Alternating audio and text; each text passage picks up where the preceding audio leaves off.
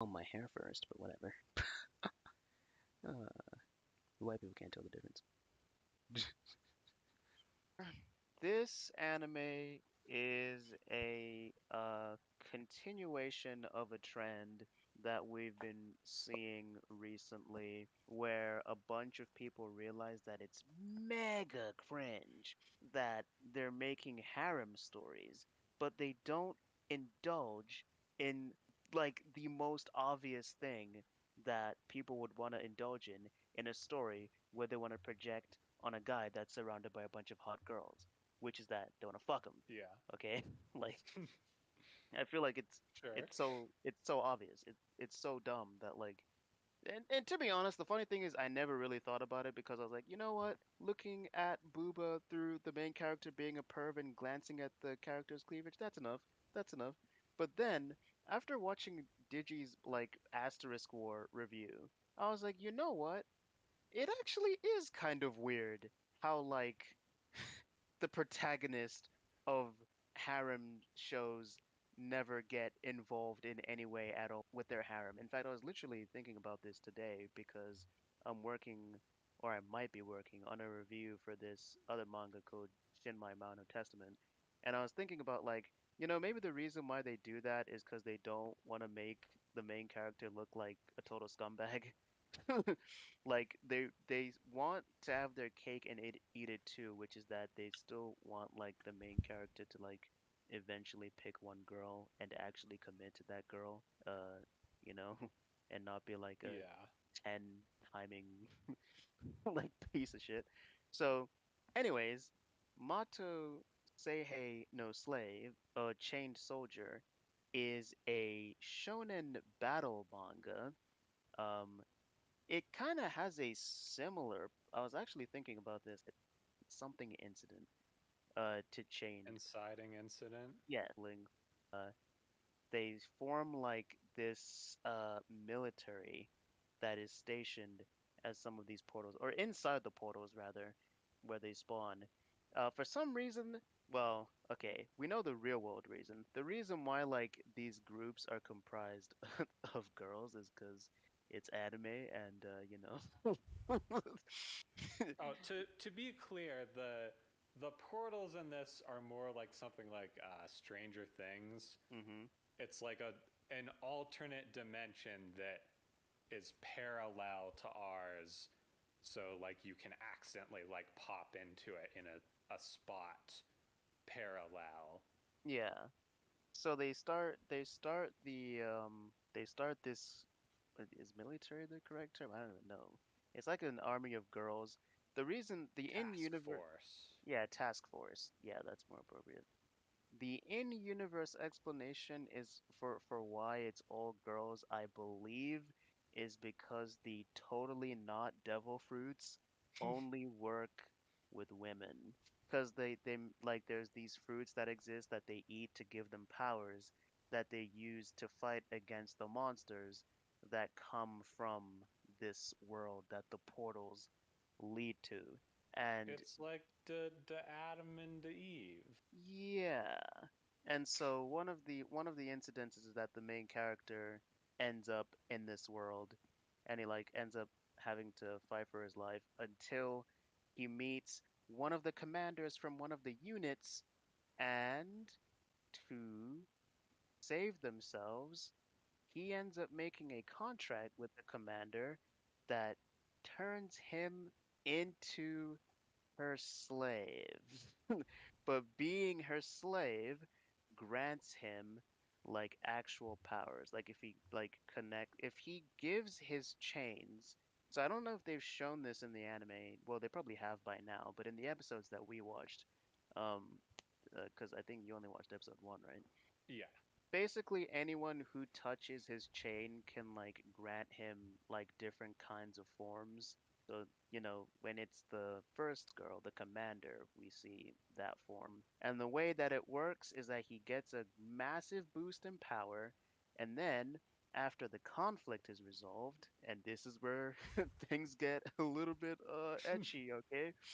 After after the conflict is resolved and the main character powers down into his human form, it activates the reward system where, and this is where it feels a little bit rapey, I'm not gonna lie, the the girl is as compelled, as all great anime.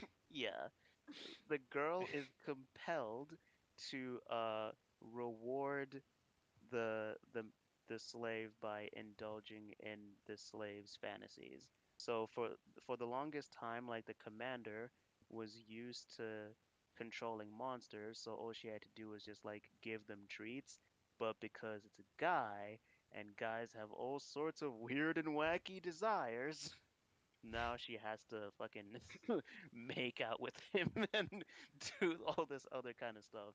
Can I just say, I saw like a YouTube sketch a while back where it was making fun of fantasy authors, where it's this fantasy author and he writes a magic system for a world that's all based around sucking toes. And I was just watching this and I couldn't help but notice this is literally the toe sucking magic system. Well, it's actually They're funny that doing you the thing. It's actually funny that you say that because in the opening of this show, they show him licking her foot. Literally, literally the toe sucking magic system. I mean, I think a show that's a little bit closer to that would be Seikon no Quasar Stigmata, where the main character literally gets like powered up by sucking tits. Like, like when he when he's weak, they put Jesus their Christ. booba in his mouth, and then he gets a power up, and then he I'll be fights. there in a second, And I guys. find it really funny that Nice. that show like actually takes itself like at all seriously. Um, so the interesting thing with this show is that it's kind of interesting because, like I mentioned earlier, it's like a continuation of a trend of shows where like they're like, oh wait, harem. Let's actually have the main character do stuff with the harem. Um, but this is probably one of the few instances where I can actually say, because I've read the manga, where I can actually say that like even regardless of if it had that content, the story itself is like actually kind of okay. Because the thing with shows, well, not only is it kind of okay, but like I mean, I have some feelings about the animation. I don't think the animation in this is bad per se, but I do think the manga looks better. Um, but like for example, with Harem Labyrinth, the only thing that show really has going for it is the fact that it's well animated and well drawn, like its NSFW scenes. But like the Yeah. actual show itself is boring as fuck. And then you have Redo of a Healer, which I mean, I'm not into rape and I'm not into brainwashing. And even if I was, the animation in that show is terrible. So, you know, Yeah. uh, but on the subject of the animation of this show, it looks alright, but I can't really get past He was CG, right? Was the uh, monster CG? yeah, when he's in beast mode, it's CG. And I even I remember thinking the CG looked all right. Yeah, well, it looks so right in the sense that like it's well animated, but it's still noticeable. All I'm saying is I have to appreciate, like, I feel like there was a while where we were talking about every season like, man, CG has gotten so good now. And then like for the last few seasons, I just cringe every time I see something CG pop up because it's always like they just took like a video game asset and didn't even try animating it. Like just the bare minimum, most lazy. The most infamous example I can think of when it comes to CG is a show that we talked about last season, Under Ninja. Like the opening scene with those Yeah. military dudes, that looked Yeah. that was probably the worst CG I've ever seen, to be honest. It It looked was pretty so bad. bad. Yeah. I've definitely seen worse CG in some of the isekai I've watched, but you know. Not great either. Yeah. No, but I mean, the action scenes in this are pretty good, even if it's Yeah. like slightly noticeable CG. But I was gonna say I can't really get past how slightly wonky the line art can look at times compared to the manga. I just accept that this is one of those things that will happen with anime because it's probably a bit more rushed, and then there's probably the fact that they use vector tools. And but the it happens. I'm looking through my notes to see what I have written down about the actual plot. In my notes, my first bullet point is I love when someone pulls out their phone and explains the basic mechanics of the world straight to the audience. Hmm. So apparently that happened. Yeah, The designs in this were really cool. They kind of reminded me the monsters remind me of Hollows and Bleach, which I do love. I wouldn't be surprised if that is intentional because this guy is definitely like inspired by. I mean, first of all, uh, I'm pretty sure Mato is a Shonen Jump joint. But also, like, you have stuff like the totally not devil fruits. But then there's also like slightly more just like subtle references, like fan service where like a main character is wearing a Dragon Ball outfit. I think this guy is a pretty big fan of Battle Shonen. So, It's always interesting to see like a super trashy piece of media and then you realize like wait a minute. The author of this is like super cultured. yeah. And they this is just what they decided to use their talents for, which is honestly fine. Like, you know, it's its Hmm. own niche. Obviously someone wants it. Oh yeah, Coco. I wrote in here saying I was wondering whether or not if Mato counts as an isekai show, because it is technically a story where a character ends up in another world, but he doesn't get trapped there because he technically does have the ability to go back to his world at any time. I would not count this as an isekai at all. Uh, it's I'm too sure like if you wanted to it's be it's pedantic too about it, it's too not generic to be an isekai. yeah, it's just I'm never a huge fan of when someone's like, "Oh, this is technically an isekai because of like this technicality." But then when you look at the show, it's like so obviously not influenced by that genre at all. Well, I suppose it depends. Like, does isekai just mean to go to another world, or does it specifically have to be defined by the using of these tropes? I would call something an isekai if they go to another world. But if it's like a gray area, like, does this really count as going to another world? And it's clearly like not influenced by that genre at all, I would not call it an isekai. But it's not really a I wouldn't split hairs over it.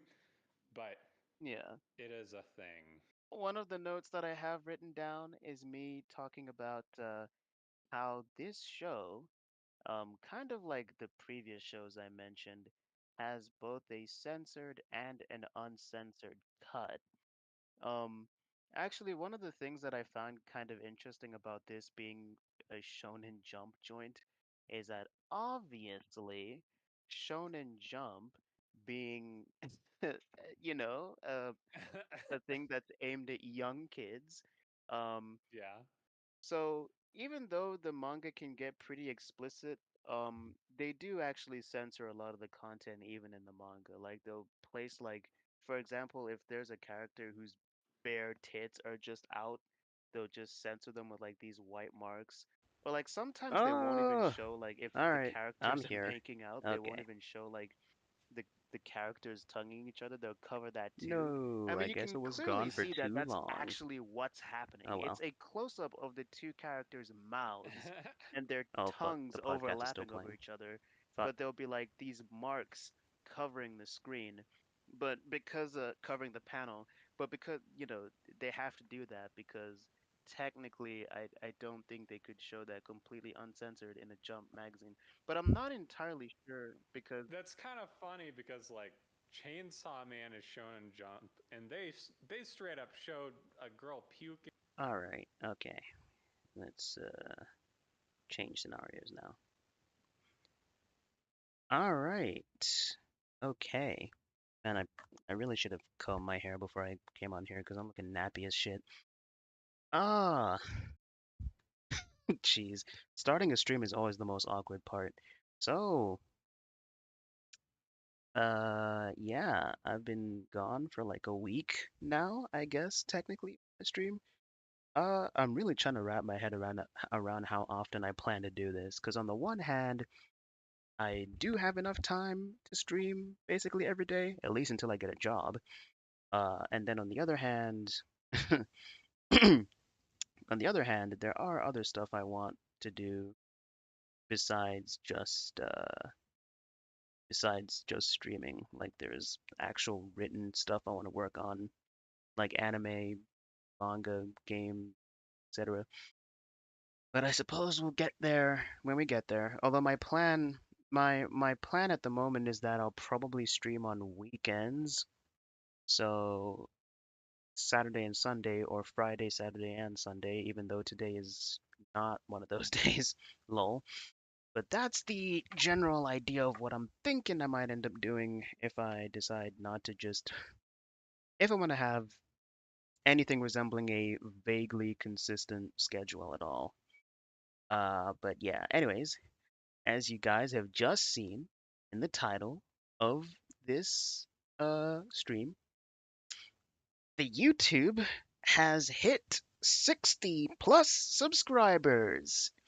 And even though it doesn't seem like much, I'll admit, I just fully didn't expect myself to get here this soon. Um, I mean, my sub count has been steadily increasing. I think my sub count was like 42 at the beginning of this year, and now it's 60. My sub count has been steadily increasing ever since I started streaming more often, especially when I was promoting myself in Just Oak's Discord, which, again, is part of the reasons why I was hesitant to even leave that Discord in the first place, because I'm like 99% sure most of the people watching me were from there. So, but whatever. Uh, in the end, I left, and yet somehow we're still on the rise. So, whatever. You win some, you lose some, but ultimately you still win. But yeah, we got 62, is it 62 subscribers? Hold on, let me check. We're doing all right. Road to 70. Um, and I guess it's all thanks to this particular video here, the Is the Male Gaze Good video? Because y'all are some horny motherfuckers. I don't know what to say, but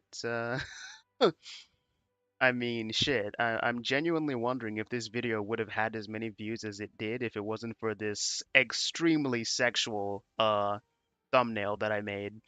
I mean, because if you look at like my most viewed videos over like the past few months, right? Okay. Now, for me, when a video gets something like 56 views, that's like an okay day, all right? Because you can tell by what my averages are, right? So for me, when a video, because I mean, shit, my sub count before I had 62 from the male gaze video was like 58 or something. So yeah, so getting that many is not that bad for me because that's literally what my sub count is. But as you can see, most of my videos, well, I mean, I suppose when you scroll further down, my view is actually kind of decent, but that's because I used to post about Sonic a lot, which is like a popular video game franchise in the first place. But like, you look at that, 29. You look at that, 57, which is a decent day again. You get this, okay, 183. Then you have the Asan one. Okay, it's pretty obvious why this got as many. It's pretty obvious why this got as many views as it did, okay? Like, I linked this in DGG, in the Destiny subreddit. Destiny fans will literally watch any video shitting on Hassan, literally any, regardless of quality. Um, uh, and then you have, slow days here. I genuinely expected this one to do like better, but I suppose it's not that surprising that this one didn't do as well as it did because number one, this thumbnail, I was really proud of this thumbnail when I first made it, but then I kind of realized sometimes just keeping it simple is probably the best way to go about things. There's also the fact that like most people don't know who these guys are. Like this video is only gonna do well if I like spread it around and shill it in like DGG spaces, the relevant. But like all this to say, y'all are some horny motherfuckers. Cause over the past 2 months, okay, I can't believe this was 2 months ago. This was like I did this much longer. Um, these three videos are my most successful videos. This one for obvious reasons, cause it's talking about Hassan. These two also for obvious reasons. Y'all are some horny motherfuckers. But I ain't complaining because not only did this video do well, but once again, okay, once again, we have hit 62 subscribers, okay? We're moving up in the world, okay?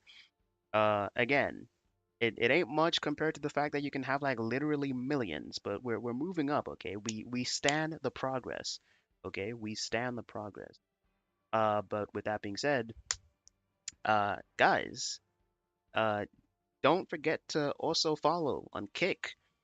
Race to 75. Remember, we're trying to get to 75 so that I can.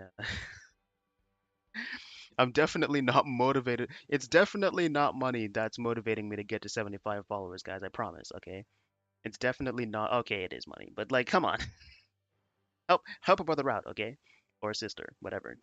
But whichever you prefer. But seriously, like, yeah, I don't know. I'm genuinely surprised we're here, but okay. Well, I mean, that's pretty much all I have to say about that, I suppose. But uh, I don't know. It's just really funny. It's actually funny because when I mentioned to my dad that my YouTube channel is what do you call it? My YouTube channel is nearing 60 subscribers. He was like, "Oh, recommend me link me your channel so I can subscribe to it." And I was like, "Ah, I don't know if I want my dad seeing what's on my YouTube, bro. If I'm being completely honest, I don't know if I want my dad seeing what's on my YouTube, bro." But yeah, I don't know. I'm just saying appreciate everyone who is subscribed. And you guys are but also go follow me on Kick. Hey man, listen, I ain't even gonna cap, okay? Kick. Let's do it. All right. We're trying to get that paper. Okay? We're trying to get that paper. So yeah, Kick. All right. Well, anyways, we're just gonna be playing Dragon Ball Z Kakarot, I guess. Like we normally do. I'll admit, guys, I did play a little bit All right. ahead Obviously, of we're the going with fucking Stone Hell Toss stuff, Sunday. so if you're sensitive to stuff involving I did various play a types of little bit bigotry, ahead transphobia, or of the things like of the that, game you without are the stream, forewarned. but I'm assuming it's not really There that big are of a deal comments because on here how many people speaking actually about violent watch my stuff, stream offensive for the stuff. gameplay We or can like heads up. actually are I invested myself in the have no story issue at with all? covering this, but we're I'm not entirely sure, try to especially be considering the fact that most of my content considerate. So, doesn't really have this is anything to do with that, you know? I've just been this isn't exactly where I pictured myself being in in terms of my streams being a React Andy, but I mean, hey, it's working, all right. Uh, so far be it from me to complain, but I really do want to start making like actual content at some point because I I don't know. Again, I wouldn't exactly consider this my ideal way of making content. Being a streamer. Um, that's part of the reason why I've been thinking about cutting down how often I stream. Although, admittedly, I don't stream that much to begin with because I basically just stream whenever I'm in the mood to do it. Guys, I'm gonna be honest. as much as I made fun of Hassan for that take he had about how like draining streaming can be sometimes, I'm not even gonna lie to you guys. It actually can be. Sometimes you don't feel it. You don't feel the exhaustion in the moment, but once you stop and then you think about doing it the next day, it's like, oh God, no. Because last time I remember last time, or was it the time before, where I was remarking about how I didn't really feel tired at all for like, uh, despite streaming for like longer than I normally do, because I think I streamed for like 6 hours that day, and I normally go for about 4 hours. Um, But then I remember then when the next day came, the idea of actually like going live, I was just like, oh God, no. So that's part of the reason why for like the past few days I've just been finding whatever I can clip from my stream and uploading it as content. And here we are. Now we have fucking 62 subscribers and yeah, I don't know. I mean that was kind of the plan. Um, but anyways, let's see what President Sunday has to say about the fucking about Stone Toss getting doxxed. Uh, Anonymous comrades while we collective. play I the don't know what the hell fucking this Brute is. Saga. Anti-fascist journalism collective dedicated to exposing Nazis, racists, and fascists. Okay, so it's basically just a doxing page.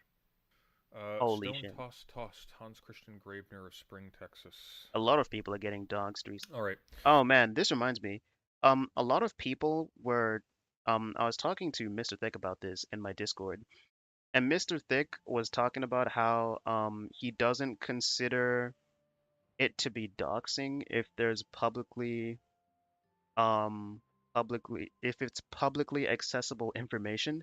I'm just gonna say right now that speaking as a British person, I do not agree with that standard at all, because yesterday I just learned that basically everyone that lives in this country, like their information that is supposed to be private, is actually very easily accessible on the public.gov on the .gov website.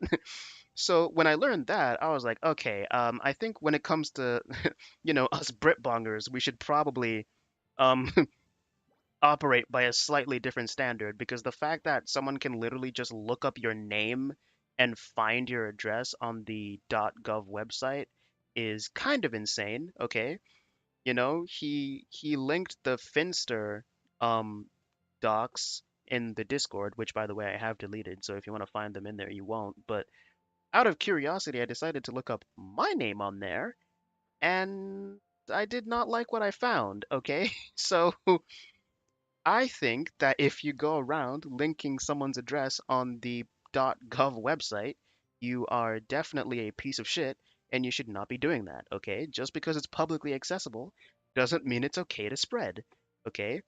So I fully consider the situation with Finster at least to be doxing adjacent. I do not encourage that, especially because I don't want that shit to be happening to me. And I know I'm like extremely irrelevant for that kind of shit to be happening to me right now, but I'm just saying, okay? Um, yeah, no, just because it's on the .gov website or anywhere publicly accessible does not mean it's okay. And I think if you engage in that, you are definitely, I think you are definitely a piece of shit, okay? Um, Now, do I feel that way about the Stone Toss situation? Well, listen, generally speaking, principally, I'm against doxing, and that's pretty much all I'm going to say on that. I'm not going to sit here and pretend that I don't know why people want to dox Stone Toss, but I think one thing that's worth keeping in mind is that once you set the standard that doing that sort of thing is okay, it's not just people that you agree with that are going to be doing that. So, uh, like I don't know, this is something that a lot, well, I was gonna say the left, but this is something that a lot of people on like both sides of the political spectrum have a hard time grasping, which is that if you set if you say that doing a certain thing is like okay, it's kind of like when a bunch of leftists are like, yeah, it's okay for Antifa to go out and beat up people. It's like, yeah, if you set that standard, I just want you to know that like you're not just setting that standard for yourself, you're setting that standard for everyone else, and I do think that you lose the right to complain about when people do that to you if you're doing that to other people. So like, yeah, I don't know. Don't encourage doxing if you don't want to get doxed, okay? It's really do unto others as they would do to you, okay? Um, I don't exactly identify as a Christian anymore, but the Bible has some very based things in it, okay? And that quote is one of them. Wait, is that from the Bible? I don't even fucking know. But all right, here we go. Anyways, Stone tossed Hans Christian Graebner of Spring, Texas. Comics and cartoons can be used to entertain, educate, and enlighten. In the case of right-wing web comic creator Stone Toss and his eponymous cartoon, they can also be used to spread racism, anti-Semitism, xenophobia, and anti-LGBTQ+ bigotry. Since 2017, Stone Toss has been doing just that. It has an exceedingly wide presence among neo-Nazis and white nationalists. The easy-to-digest 3 or 4 panel comics are accessible vectors for spreading right-wing hate, as we will show, and as we will show, real-world violence.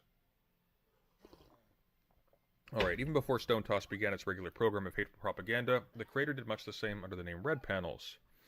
While many have noticed a stylistic and thematic resemblance between Stone Toss and Red Panels, people have debated whether or not the two webcomics could be attributed to the same creator. In this report, we aim to settle this debate and give the creator an opportunity to explain his views under his real identity, Hans Christian Graebner of Spring, Texas. Okay. I'm not particularly interested in the details of this history. What I am interested in is whether this dox was obtained in an illicit fashion or not. To counter claims of being a Nazi, Stone Toss provided a glib denial on the About page of his website, writing, "No, I am not a member of the National Socialist Workers' German Party, a National Socialist, or a fascist. I enjoy edgy humor. Redditors and other brainlets like to pretend otherwise. Oh, Surprisingly, I'm not actually a 90-year-old member of the National Socialist German Workers' Party." Okay, yeah, so I'm not a Nazi because I'm not affiliated with the literal Nazi party in World War II Germany. man, this reminds me of that debate that Mr. Girl and Destiny had about this exact topic, where it's like, no one even knows what the definition of the word Nazi is, and Stone Toss literally just proved Destiny's point by saying, how can people say I'm a Nazi? I'm not part of the Nazi social. I'm not part of the National Socialist Party from the fucking from the fucking World War II. Like, which, kind of proves Destiny's point about how there's no point in like trying to call somebody a Nazi because they'll pull out brain dead defenses like that, in spite of the fact that people can absolutely make us well, I don't encourage it, but people can definitely make assumptions about you as a person depending on the kinds of things you say. I mean, like Stone Toss can say he just enjoys edgy humor, but is it a coincidence that most of his humor happens to be at at the expense of protected classes? I always find it funny when people are like, "Oh yeah, I like to make edgy jokes at the expense of everyone," and I'm like, "Oh yeah, where are the white jokes? Where are the white jokes, bro?" Because it seems to me like you just enjoy punching down. All right, but anyways, uh, can you make an inference on whether or not someone is actually a Nazi based on the jokes they make? It's possible. Not always accurate though. But I'm just saying that was obviously a brain dead defense on the part of Stone Toss because Stone Toss obviously knows what people mean when they say he's a Nazi, okay? Which is that he's probably anti-Semitic, he wants all Jewish people to be dead, and I don't really think it's hard to prove that he's uber racist, okay?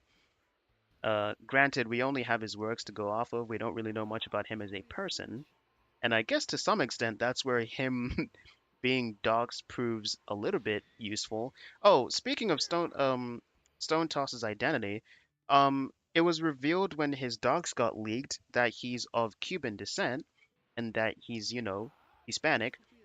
And a lot of people were like making fun of him for this because they were like, "Oh wow, this guy's like very clearly a white supremacist, but he's Hispanic." And I'm like, "Guys, look at Stone Toss, okay? This this is like visibly a white man. Like, yeah, he might be of Hispanic descent. He might even be like 50%. Like, he might like be a 50-50. But look, um, I don't know how to say this without like sounding racist or whatever, but like um the thing is when Hispanic people mix with literally any other race, it is never visible ever. Because you have people like Pixie or Destiny who are also 50/50s, um, and they just like are fully white in appearance, okay?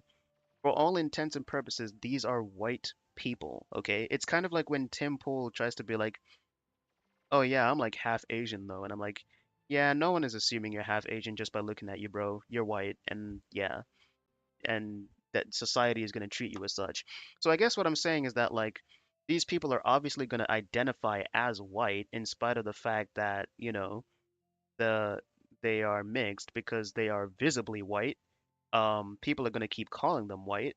And the fact that people will keep calling them that will obviously inform, like the fact that people will keep calling them that and referring to them as that will obviously inform their identity to some extent. Like, they're not like a visibly mixed person, like, say, someone like Sneeko. Like, Sneeko is very clearly mixed because he looks like black and Asian. But, like, you have someone like Nick Fuentes, who I think Nick Fuentes also has a Hispanic background, but he's like very clearly like a white person. So I'm just saying that like it's it's not really like strong ground. It's not a great area of attack for these people because I mean they're not brown.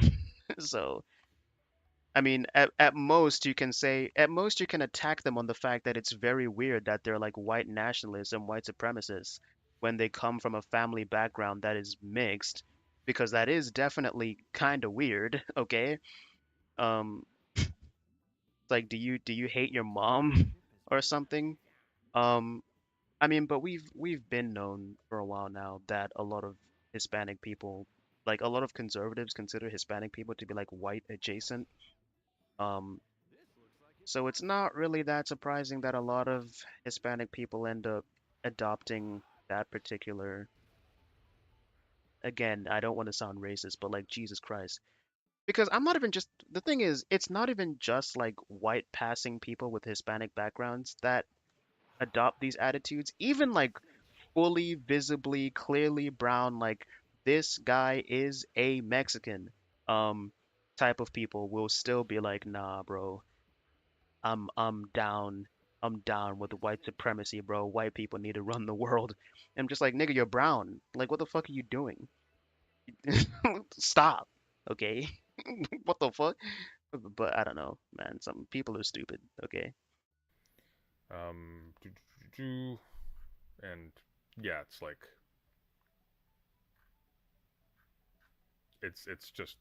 just kind of it's like, here's a suicide statistic. Oh, here's a 41%. ethnic minority walked into a bar and the bartender said get out. That's basically it. Listen, fuck. Um, okay, so resemblances in art, I'm a, resemblances. I'm not gonna sit here and act like I don't find some of Stone Toss comics funny. In fact, I'm pretty sure if you scroll through my likes on Twitter, you'll probably find that I've actually liked a few of his comics. So listen, uh, I'm just gonna go right now and admit that before like people try to like fucking scroll through my fucking thing and try to use that against me as if it's something I'm not at all upfront about. I mean, if you want me to be completely honest, a lot of the time, I don't really care about someone's political beliefs as long as they're still entertaining. Like, I'm almost 100% sure that ER is a Nazi. I still watch his reviews because they're entertaining as fuck and they're really funny. So, and I know a lot of people question that, but listen, I think there's a very simple solution to that. People who aren't Nazis should learn to be more comfortable with having um the sense of that type of sense of humor so that they can make content that entertaining. And then maybe it won't just be people who are actually racist that have cornered the edgy entertainment sphere of the internet. I mean, they haven't fully cornered it because, of course, you have people like Destiny who's left wing and he's, you know, makes a lot of edgy jokes or whatever. But I'm just saying that, like, is it really that surprising that most of the people who make those kinds of jokes usually tend to be Nazis when it's now been made to be like socially unacceptable to make those kinds of jokes, but like obviously people who are Nazis who genuinely hold those beliefs are not going to care about whether or not it's socially acceptable. I don't know. I don't know. But yeah. All right. I keep pausing. Well, actually, it's a good thing I keep pausing the video because that means I'm not stealing content. Is an art. What was the basis Okay. for the docs? Stone tosses leveraged accessibility and plausible deniability to spread dangerous right-wing hate and bigotry. Even the billionaire man-child Elon Musk posted on his microblogging platform X a modified Stone Toss cartoon. Do we know about that?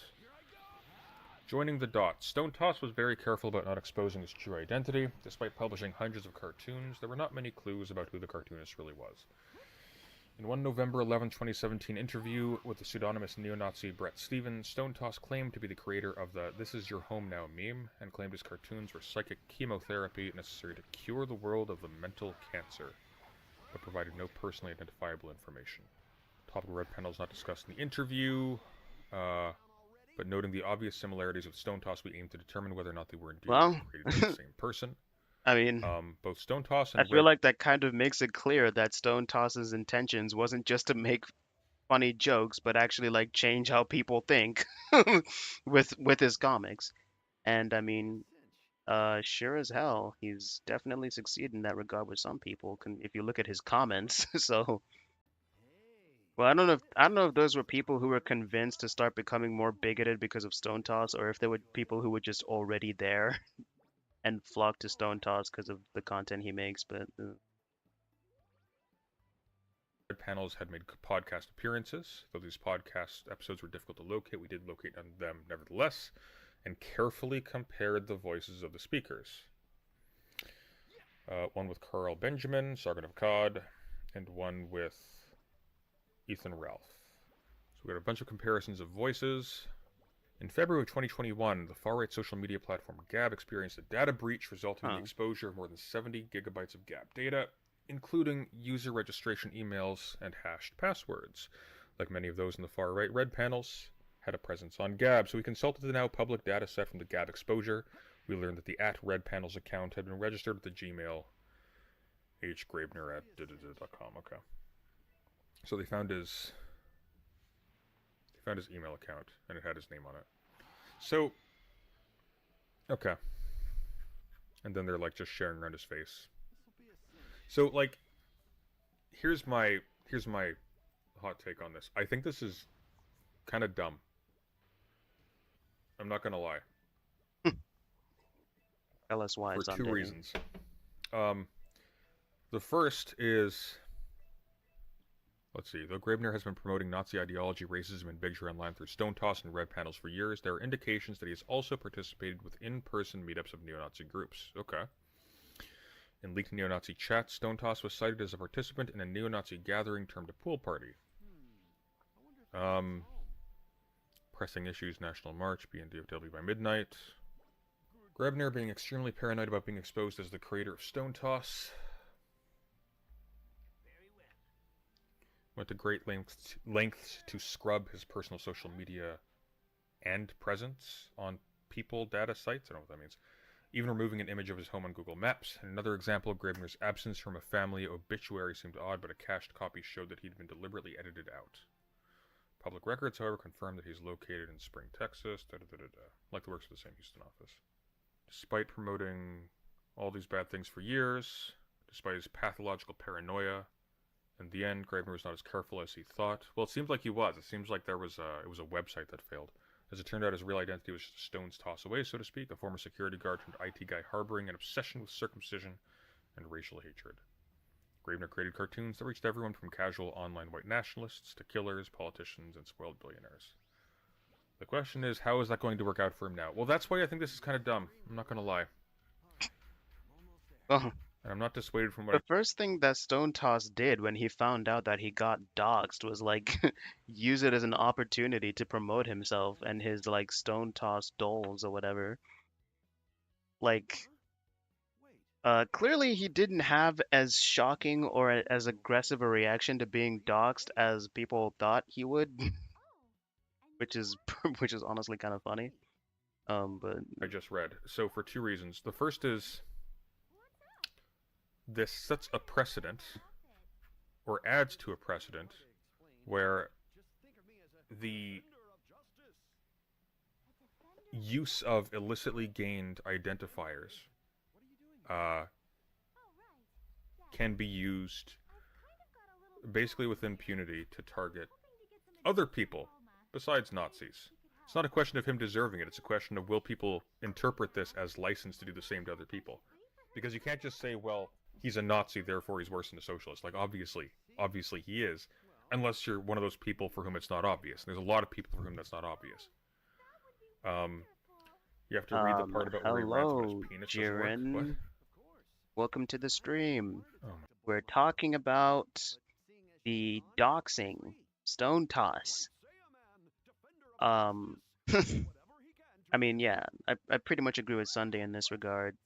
Um, it does set a precedent for doing this sort of thing, but I'm gonna be completely honest. I think it's like painfully obvious by now, like especially in regards to like stuff like physically attacking people, like with Antifa and stuff. The left clearly doesn't care if they're like setting a precedent for making it okay to do this sort of thing.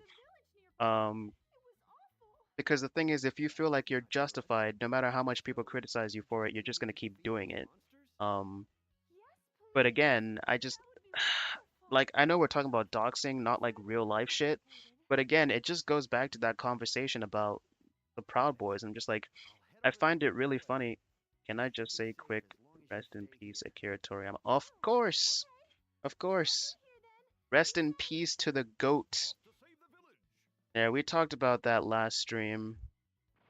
Um, not entirely sure what's going to be happening with Dragon Ball now. Now that Dragon Ball's the Dragon Ball manga has seemingly gone, the Dragon Ball Super manga has seemingly gone in hiatus, and we have no idea whether or not that thing is actually going to continue or not, or like what's the plan. I imagine they're trying to figure out now what they're going to do now that Toriyama is like, gone, because obviously like most of the Dragon Ball projects that were being worked on up until recently were pretty much under Toriyama's guidance. I mean, it's been confirmed that his son like now owns the property, but I don't know if he's gonna be like involved in like the creative process. So that's the thing where it's like I'm not 100% sure. But oh yeah, what was I talking about? Oh right, Stone tosses doxing. I was saying that yeah, I know it's like different situations with doxing and like real life shit. For one, doxing is technically legal, but I just find it really funny when people will say, "Oh, will complain about Proud Boys," and I'm like, guys, you do realize that Proud Boys is technically like a situation where like Antifa literally created their own monster because they kept on showing up at like fucking like Ben Shapiro rallies and shit and like beating people up there and like physically assaulting people there. So Gavin McInnes was like, okay, well, now we're gonna create fucking Proud Boys to like fucking beat up the people who show up at the like conservative rallies to like cause trouble. And yeah, what's the saying? Violence begets violence. Another Bible quote, I think. First it was do unto others. I'm just saying, guys, listen, even if you're not a Christian, go read the Bible because it's a very good blueprint for how you should operate. Well, there's some things in it, not everything, but there are plenty of things in there that are very good blueprints for how you should operate in life, okay? And that is one of them. Do unto others, and remember, violence begets violence. If you're like a member of Antifa and you condone when like Antifa was showing up to those Ben Shapiro rallies and like beating people up, you cannot then turn around and complain about the existence of Proud Boys. I'm sorry, but like it's literally your fault. And if the people who doxed Stone Toss like end up getting doxxed by like Stone Toss fans, I mean, yeah, I'm gonna be saying that they shouldn't be doxing each other, but at the same time, I'm gonna be like, I mean, what did you expect once you decided to take it there? It's like firing a gun at someone who also has a gun and then being surprised when they shoot you back. It's so stupid. Like it makes no sense. So yeah, if you don't want to get doxxed, don't dox people. Um, I don't know. I don't think certain types of behavior become like more justifiable just because of like, political allegiance or whatever. I mean, I guess in some cases it is kind of the case because I would definitely like if I had to pick one, I would obviously go with people like Antifa because uh, Antifa is ultimately doing things for like left-wing things, and I generally tend to align more closely to that direction. But at um, I just think it's just don't do it, okay?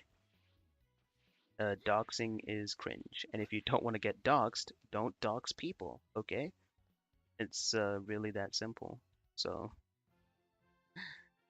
yeah. Wait, where am I going? I've just been fapping around this whole time.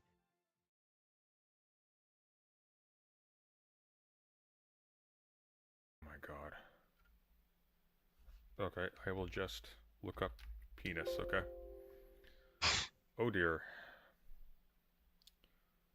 I am circumcised, the resulting dryness of my glands, penis, limited Oh, range if and if you're new to the my stream, penile skin remember to too follow, light, and the guys. psychosexual body Race image to race to dysmorphia, making it difficult to 75. achieve orgasm during coitus and Race to encumbers 75 masturbation. so that we can Rough start deal. getting Anyways, subs and so donos. that's the first reason I think this is dumb. The second, I fear Sparkling Zero will we be the don't last well, Dragon just Ball to game. recapitulate, we don't want to. I kind of doubt that, to be honest, because the thing is, like, Dragon Ball as a series had stopped producing. Dragon Ball Z as a series had stopped producing, like, manga and anime content for a long time, but that didn't stop games from being produced. In fact, if we want to be real, Dragon Ball had basically become a video game franchise for like 10 years before, like, Super came out. We had like the Budokai Tenkaichi games, uh, the actual Budokai games, Raging Blast, Ultimate Tenkaichi.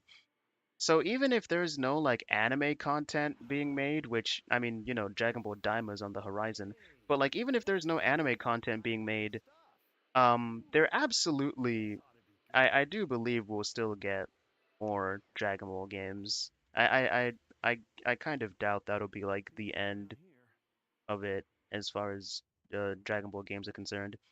At most, it just means that we won't have any anime content, but I also kind of doubt it because it's pretty obvious that they are intent on turning Dragon Ball into a forever franchise. Which personally is something that I disagree with, which I think might be a hot take for a lot of Dragon Ball fans. Because I just don't believe in making a franchise last forever because I feel like having something last forever is the quickest and easiest way for something to turn into absolute dog shit. So I do think like franchises have to come to an end eventually, but obviously the companies that own Dragon Ball are aware of the fact that Dragon Ball is, making a lot of money. Its popularity has never really faded. They gauged interest with Dragon Ball Kai, saw that people were still interested, and then we got Dragon Ball Super. So, like, yeah, I mean, basically, I guess what I'm saying is so long as Dragon Ball Super continues to make them money, they'll continue to make it, but I don't personally, if it were up to me, I'd probably consider retiring the franchise now. But I know that's a bit of a hot take, but yeah. But Have it be the precedent where doxing and exposing other people for um, harassment at work and at home, or perhaps even physical violence, becomes seen as like a kind of tit for tat that's been earned. So that's not good. Or to just have embarrassing personal information exposed or whatnot. Um, the second is, what does this accomplish exactly unless someone intends to hurt this guy? Like in all, see that's the funny thing. Sunday's asking that question, but like it's so obvious that that's exactly what they want. Like the people who doxed Stone Toss want to happen. I mean, I've seen how people like this react whenever someone they don't like gets killed. People on the internet are absolutely vile. I absolutely think that these dogs were released with the intention of him being like, at the very least, harassed in person. But like if someone were like to swat him or like he gets attacked and killed, or like that's obviously the intention behind doxing him. Oh, wait, I missed that. I missed that comment. Hold on, just in that. It will for sure be the last game in the Budokai series. Look how long the gap was from 3, 4, and 4. Sparkling Zero isn't even out yet. Yeah? I mean, it wouldn't. Well, the reason why they're bringing back the Budokai Tenkaichi series with Sparking Zero is because obviously we live in the age of milking nostalgia, so they brought it back. But I mean, even if it's the last game in that particular series, I have no problem with that as long as they continue to make good games. So, In all seriousness, what? Okay, let's say for example that that this guy gets fired from his job for whatever reason. He's a cartoonist. Like literally, um, his IRL persona has no bearing on this. It's still bad. Like the work's disgusting. I don't like it.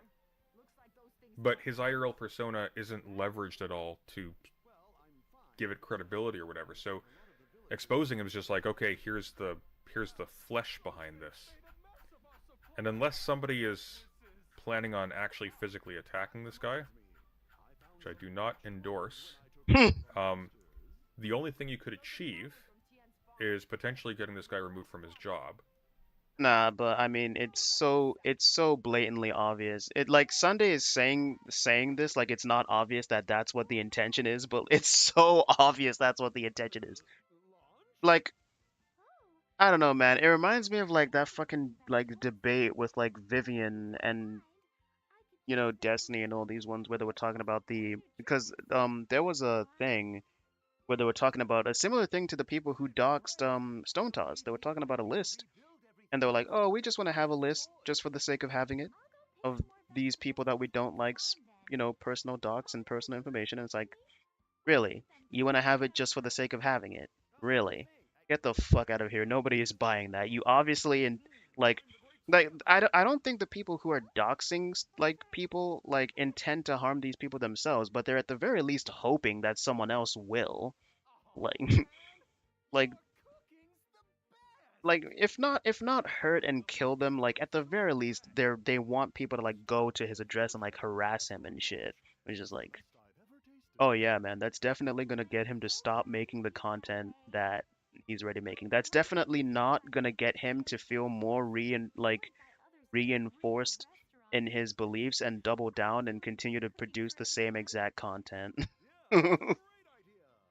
Because harassing people into changing their opinions is something that always works. All right. Well, I mean, it did work for, is it Richard Spencer? He got punched in the face that one time.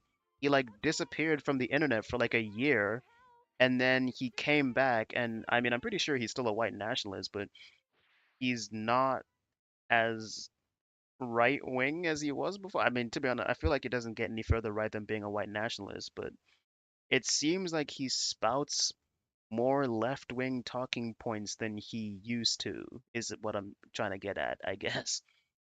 So that punch in the face definitely did change his perspective, I guess. But generally speaking, that's not the result. More often than not, you just turn the person into a martyr.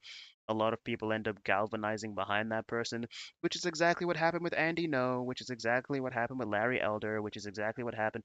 Well, I mean, in the case of Larry Elder, it made a bunch of people be like, "Oh man, the left sure is crazy."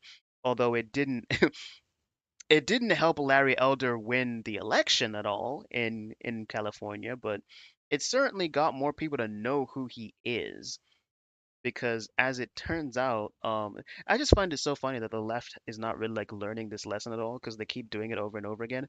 When you harass people, it makes people want to side with the person that you're harassing because they see them as a victim.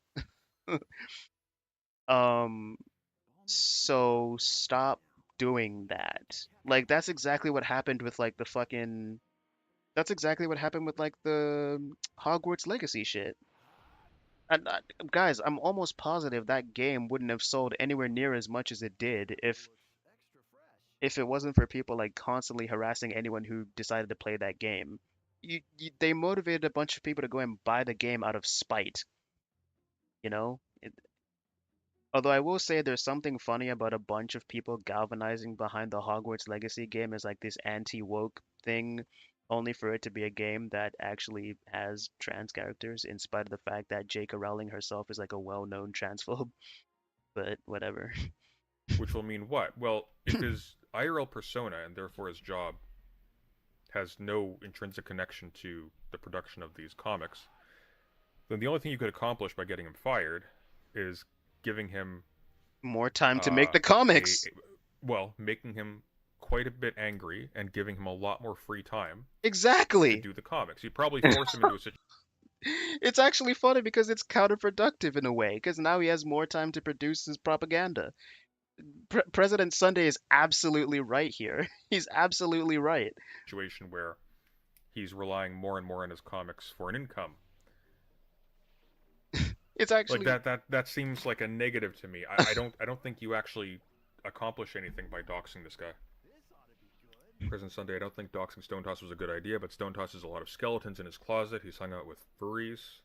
I don't know why we care if he hangs out with furries. that's actually really. Minors, okay, that's potentially bad. I'm gonna be And completely perverts, honest. despite being The anti. idea of Stone Toss turning out to be someone that's hung out with furries is actually really funny because I'm pretty sure he's like made fun of furries on his account before with his comics. Because he oftentimes groups furries with like, like from his perspective, like, oh, this is LGBTQ degeneracy. I mean, to be fair, a lot of people in the furry community do tend to be like queer, so like, yeah, but that just would be really funny. I mean, I don't care, but it would be really funny if that's the case. Degenerate, quote unquote. At the very least, it exposes him as a hypocrite, but I don't know. Like hangs out with minors. I don't know what that means. Like, do you mean like are you accusing him of molesting children, or are you saying he's spoken to people who are underage before? Because those are different. Like this just seems it just seems petty to me. oh Well, my it God. seems worse than petty. It seems like it's going to be I'm used going to be completely honest. It would be even funnier if Stone Toss gets exposed as a pedophile, considering the fact that he's made so many comments about like comics rather, not comments, but comics about like gay people like grooming kids. So like it would be even funnier if he gets exposed as a literal nonce, because just like wow, uh, seems like there was a lot of projection going on here, mate. Like holy shit, holy shizo the Kaiser roll. to But all right, bolster the idea of wait, what progressives am as I even being doing right now? I keep pausing uh, the video so much and not paying attention to the game that I don't even know what I'm insane, doing. trigger happy, Oh fuck. will go after your livelihood types about virtually anybody they disagree with. If this was, for example, like I'll use an example of somebody that I address that way. If this was like a university professor who was saying in Oh his my god. comics, like, "Hey, I'm a professor. I talk about this shit. Is he Here's a about to talk comic about the detailing how stupid fucking these people are." That'd be one Dr. thing. Avi There's shit? now an intrinsic connection between this person's IRL identity and their published work. In this case, I don't see it. In this case, it seems like it's just a guy. It's just an IT guy, and all you're doing is exposing this person to physical violence that will have negative propagandistic value for your site. I think it's a mistake. I think it's a big mistake. I think this is a pretty clear cut one. I think this one was bad. I've noticed a lot of people on Twitter who are really upset about being banned for TOS violations for sharing this. I don't think that counts. To be totally honest with you, I'm watching this now because the cat's out of the bag, but I really don't think All right. Put a ball I in really don't see place. it. Yeah, so here we go. So like There this one are here. no Not highlighting sub this person stories for any with it particular right reason, now, just because I right? found it first. So like this All person right. here is like Elon banned Alejandra Carabello because she used Stone Toss's publicly available name in her profile. He isn't just platforming Nazis; he's defending them. There is like a Twitch policy or an X policy against doxing people.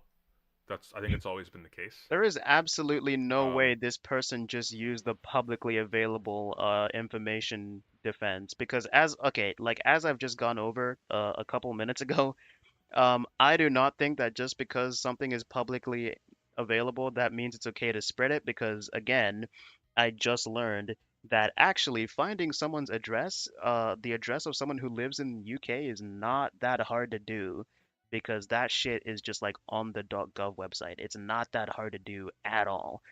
And if that's the standard that you're operating with, that basically means that it's okay to spread the address of literally anyone that lives in the UK, and it's obviously not okay. I also wonder if that person would say, well, Finster's address was publicly available, so even though I don't agree with it, it's not necessarily doxing because it's publicly available information on the .gov website. No, it's obviously a very shitty standard. I know that Americans probably have a different standard about this because it's probably not as easy to find this information about people in America, but clearly I live in a shit country, okay? And I do not agree with that standard at all. I think that's a terrible standard, okay? Fuck that shit, all right? Fuck that. Like, it would be an exception to the rule. Now, maybe if you wanted to argue that the rules are already being uh, asymmetrically enforced and progressives were already getting banned for doing the same things that rightists were doing beforehand, okay, possibly, but I don't think that necessarily helps us either. You know? We can just roll with him being a Nazi and that being bad. Yeah, I don't see how Stone Toss having a face put to him changes anything. Unless somebody was planning on actually hurting the guy, it's like, he's not going to stop making comics. That's the intention. Like, what, are the comics discredited? No, it's just like, oh, I don't know why he's a Sunday keeps saying that, like he flabby doesn't white guy behind know. him. I don't know. Okay, well, first of all, Sunday calling someone flabby is really funny, but I don't know why Sunday keeps on saying that, like he doesn't know that that's what the intention is. It's so weird. Like, unless I don't know why you would I don't know why you would publicly spread someone's address unless the very obvious thing you would want to do with someone's address, which is go to where they live and attack them. I don't know why you would spread like what? Come on. Like, Like, we Jesus all Christ. knew Say this guy bless was you, trying to chat. get banned 100%. Yeah, maybe. Anyways, it doesn't matter. I just think it's silly. Oh. Oh. Well, that's the stone toss shit. I mean, I don't know. I don't think you should be doxing people. I just think that shit is mega cringe. I don't I don't believe that should be happening. Um, it's actually part of the reason why when I posted that thread that has Stone Toss's docs in my Discord, when someone pointed out, hey, I mean, I think they were saying it as a meme, but they were like, hey, just so you know, that's kind of cringe.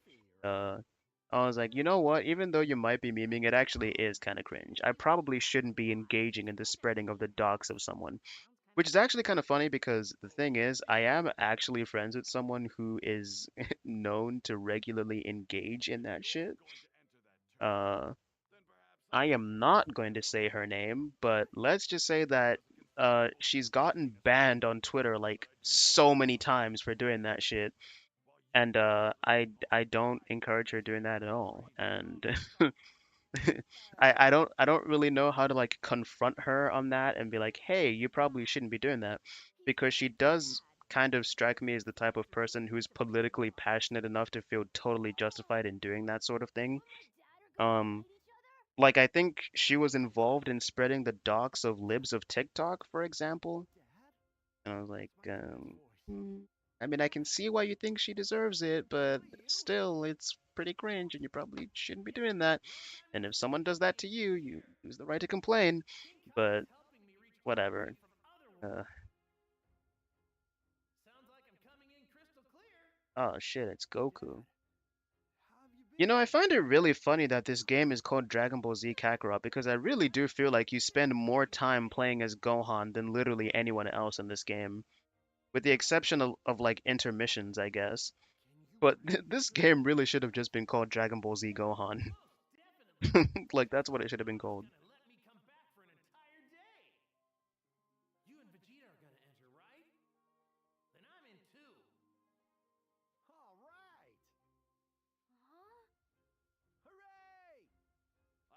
forward to that. You'd better be prepared. I've gotten a lot stronger. Same here, Vegeta. All right, guys. See you Vegeta's on tomorrow about I've for... gotten a lot stronger. Meanwhile, bro hasn't even unlocked Super Saiyan 2 yet and had to let himself get brainwashed to get Super Saiyan 2. Right. That's, I don't know, man. This That's should be really funny. interesting. Oh, Vegeta, you'll need to wear a costume like this to hide your identity. Hell no! I have no need to hide who I am. All right, I'm off to go tell everyone.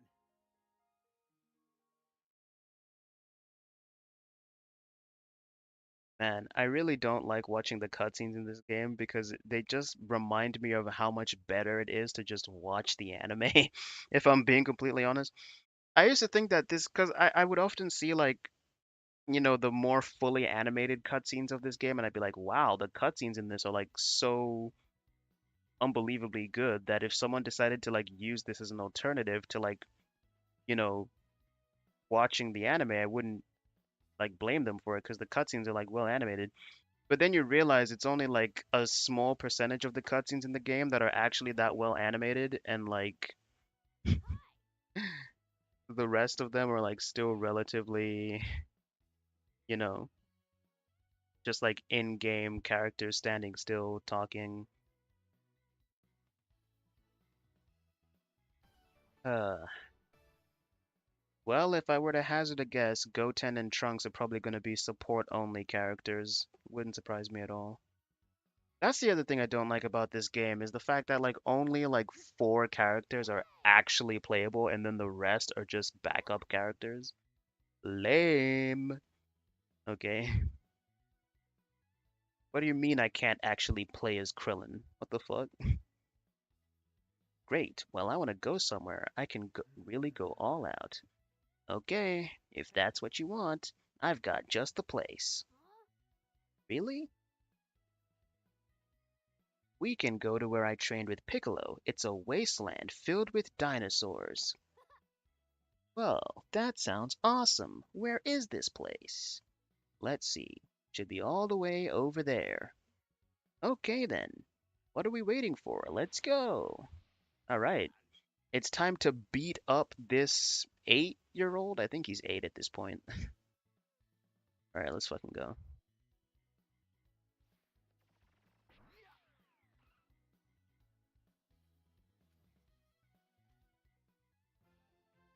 Oh shit, what the hell? What direction is it? Oh, I think we're going here.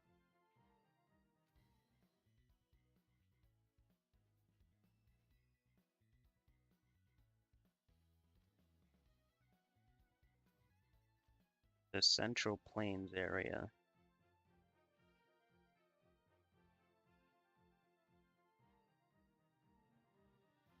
Uh, oh, is that one of those areas that's not actually marked on the map?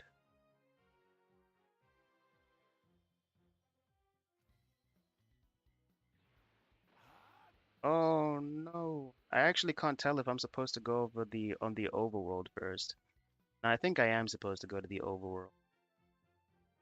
I think it's here. All right. Okay. Okay. God damn it. I hate when my computer does this. It's really annoying.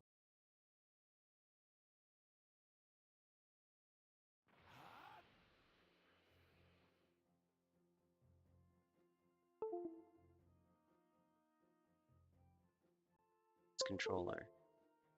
Fucking mouse. Holy shit. Thank you. Damn. Welcome back to my channel, but welcome to this brand new form of content. Oh. I decided I kind of want Oh, to it's this branch out, fucking video. and I kind of want to be a drama YouTuber So, because that sounds like a lot more. this is a person that I saw through the grapevine. People are like kind of trying to turn into a lolcow. And obviously, I do not support lolcow shit. I've been over that multiple times. But I did want to go over to their channel and like see exactly what it is about this girl that people like super want to watch her videos for some reason, and are like, hey, you should bring her onto your stream. And so I was like, okay, let me check her out, I guess. I mean, listen, she does kind of look like when people talk about when a person is like attractive, but they also look crazy at the same time. Like she has a thumbnail where she literally is like the stereotypical like crazy but also kind of attractive girl. I'm just saying, I don't know if she is crazy or not, but anyone who's planning on going after that, do proceed with caution, because you can never be too sure, okay? Are You fun. can never be too sure. And I finally figured out how to Granted, you know what they say, never judge a book by its cover, so, set all the stuff up on my computer. It actually uh, wasn't that hard, and it actually didn't take any figuring out. I just had to look up a YouTube video, and it showed me exactly how to do it. So I'm here now. I like also couldn't really think of anything for me to talk about alright, at we first found the because I little feel like squirt. jumping right into it, I have nothing to like build off of. Like I haven't talked about anything before. So I took it to Twitter. I don't use Twitter really at all. I think I used to have a Twitter, but I don't use it. Don't even know what the account's called. But I figured that would be probably the place to look. I tried Reddit. I'm not very good at digging through Reddit. I just Oh, know how to go and piss people off on Reddit. alright, here we go. um, Dun, but dun, dun, anyways, I dun. came across Why This is do enemies from get to have what's blue today? bars but Today I is don't? the 18th, so this is like about Oh a week shit, clean ago. dodge, okay. Um, I saw Aiden Ross gets Andrew Tate arrested because he Oh, accidentally she's like talking about that leaked shit. his Okay. escape plans.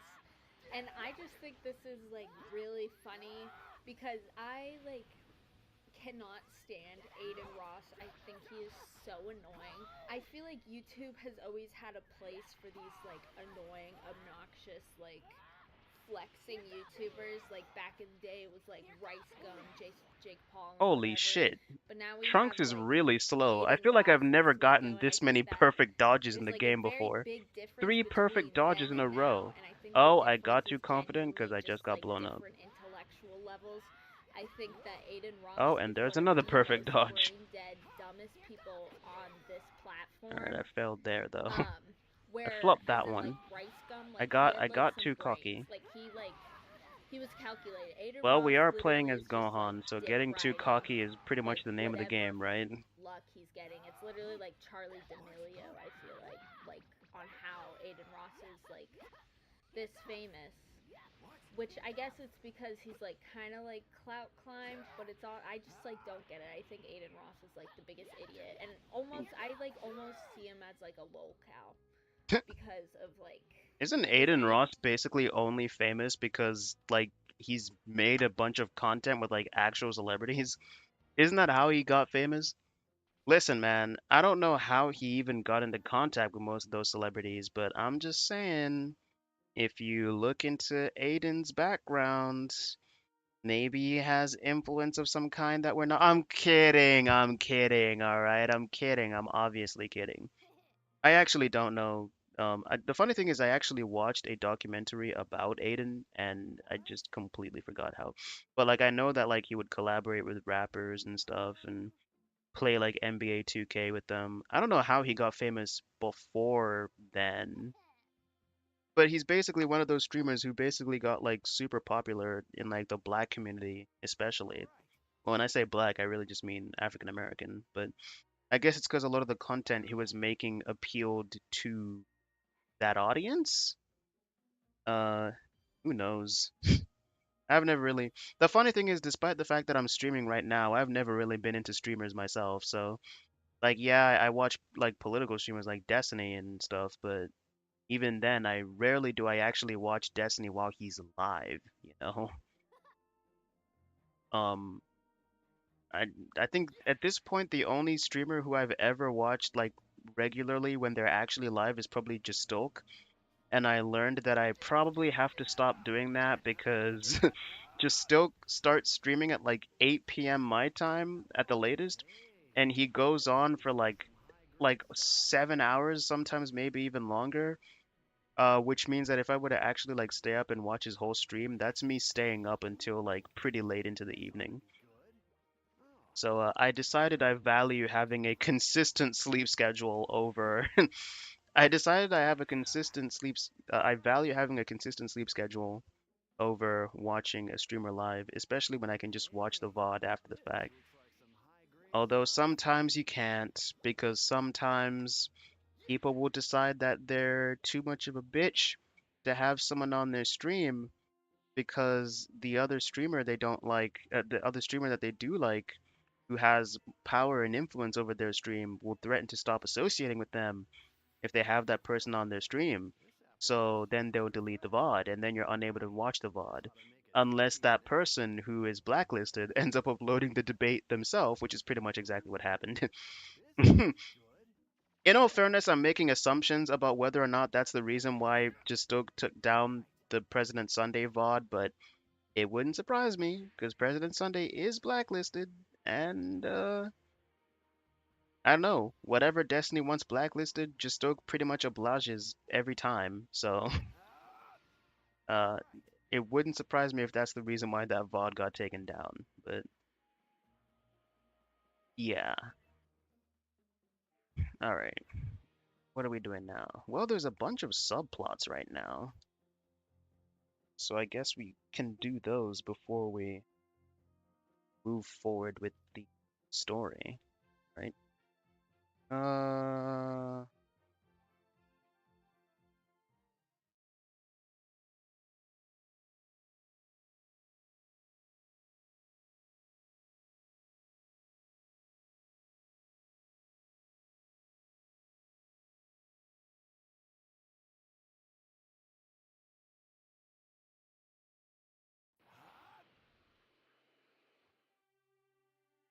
All right.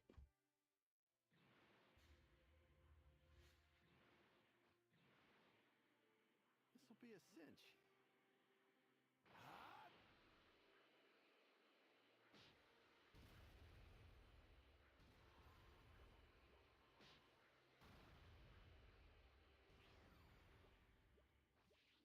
This'll be a cinch.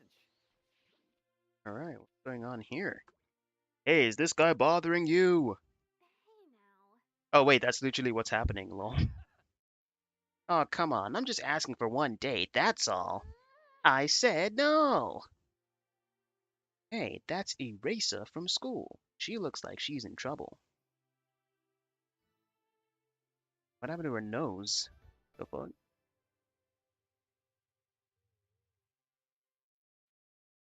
Yup, I've got to save her. Wait, what happened to his nose? Wait a second. You there. Step away from why did the dialogue move so fast? The great Saiyaman! The defender of justice! Great Saiyaman? What kind of lame name is that? And look at your outfit. You got a screw loose or something, buddy? Stop it. Not another word. Oh, fuck. Okay. How does everyone in the world of this game have access to these fucking robots? Everybody take a word he says seriously. I don't know how they could, but I might be like going into this too much. But anyways, we're gonna watch this, see what I can find. Oh, opinion on Andrew Tate. I hate Andrew Tate with my whole like being. I think he's so annoying. God. Wait, what? Actually, so annoying. I can't even like. I don't even want to get into talking about Andrew Tate because like I hate him. Enough said. Okay, let's get into this shit. Okay, we got a video and a couple screenshots. Andrew had hit me up. He said, "Hey, I'm gonna be leaving Romania soon and probably never coming back. If you want to come over and do a week of long streams and content before I leave, I think it'll be big." And it's never. I'm sorry. He said it's not. It's. Okay. Wait. First off, Is that where Aiden Ross is right now? Is Aiden in Romania? Also, I actually find it funny that like Andrew Tate, I guess, is actually kind of chill enough with Aiden Ross to like hit him up and ask him if he wants to make content. Genuinely, I thought that Andrew Tate thought that Aiden Ross was like a bumbling fool and was like, yeah, I don't want anything to do with you, mate. I mean, I imagine he doesn't want anything to do with him now after after Aiden Ross potentially played a role in leaking the fact that Tate was planning on fleeing the country, which is pretty funny, but Did Andrew Tate make bail? Hold on. because Let's see if this. I'm just saying if that's what's happened, this is probably a textbook example of how you probably shouldn't trust Aiden Ross with private information. Especially as it pertains to you trying to run away from the law. I also find it really funny that someone like Andrew Tate thinks he can flee to another country like this because I'm pretty sure it's actually possible for other countries to like request like other countries to comply with arresting the person and then like sending them back. I mean, that's pretty much exactly what was happening, right? Because that's what the UK was doing with Romania. The UK asked the Romanian government to arrest Andrew Tate, and then he would be extradited here to the UK, and then whatever case they had over there would proceed. So I guess what I'm trying to say is that the world is so globalized at this point that if you think you can like run away from the law by going to another country, I mean, I suppose it depends on the country, but generally speaking, you probably shouldn't assume that's the case. Like if Andrew Tate went to the United States, which I'm presuming is where he was gonna go, he would have fucked up massively because I can totally see the United States complying with Romania and UK in regards to this. I can totally see that happening. So,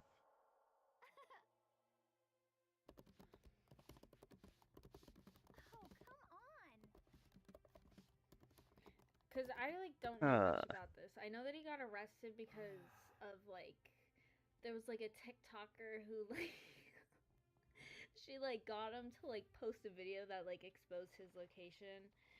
Um, Andrew Tate accuses for Tates were released on bail in August 2023. Okay, so they are on nice. bail. So that's how they could be doing that. I guess I like I don't. Where was I? Oh, All right, yeah. here we go. So I guess. Oh, and then it's bad. He's like basically telling him how he's planning on leaving while he's on bail. Yeah, That's so I'm funny. just I love. guys. I highly doubt anyone who's friends with Aiden Ross is watching this, but if you are, if you are like a criminal who's planning to like escape like house arrest or something, don't share that shit with Aiden Ross, okay? Uh, the case with Tate is a textbook example of how you can't trust this guy with anything, okay? Let's So, It's basically now or never. uh, So, you know, Sorry. I like gotta fix. First commentary video. oh Okay. God, a fucking mini game. Why am I driving a you know, car? and this is just. I told I you guys forgot this how the here. car It's a week works. of content, It's right? because it's so Um, I and rarely engage with this again, mini guys, it might be the game. last time we ever do this. So it's No. kind of like we got to take advantage of it now Wait, because, did I just hey, clip bro, through that car? it's just, it's basically like yeah, it's like that. Okay, so basically he was just like he.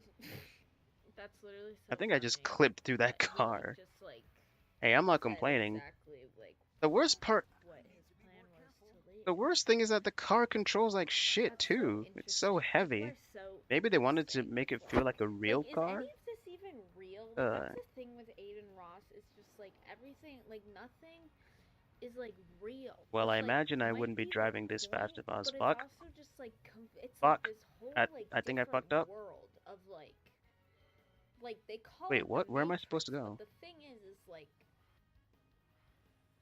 the All right, here we Matrix go. is like what they're because like I think the Matrix like is like kind of like capitalistic, you know, and like if that's even a word, I don't really know what I'm talking about. But I like mean, I can kind of see why people were they're amused by in the this girl's Matrix, content just now. not the one they think. They're in the Matrix. They're not escaping it. Everybody's out of the Matrix and they're getting into the Matrix. Does that make sense? Anyways, I just like don't think any of them Well, are like technically how is speaking, the this only people who are serious? out of Like the that's like a Matrix, real thing. I Like think I think by the definition of people like Sneeko, the only people who are like out of the Matrix are people who are like completely off the grid. Like you can't find their name on the internet. You can't find anything about them. They probably use VPNs constantly. They use burner phones when they want to call people. That's like a person who's no longer in the Matrix because the government doesn't even know that that person exists, you know?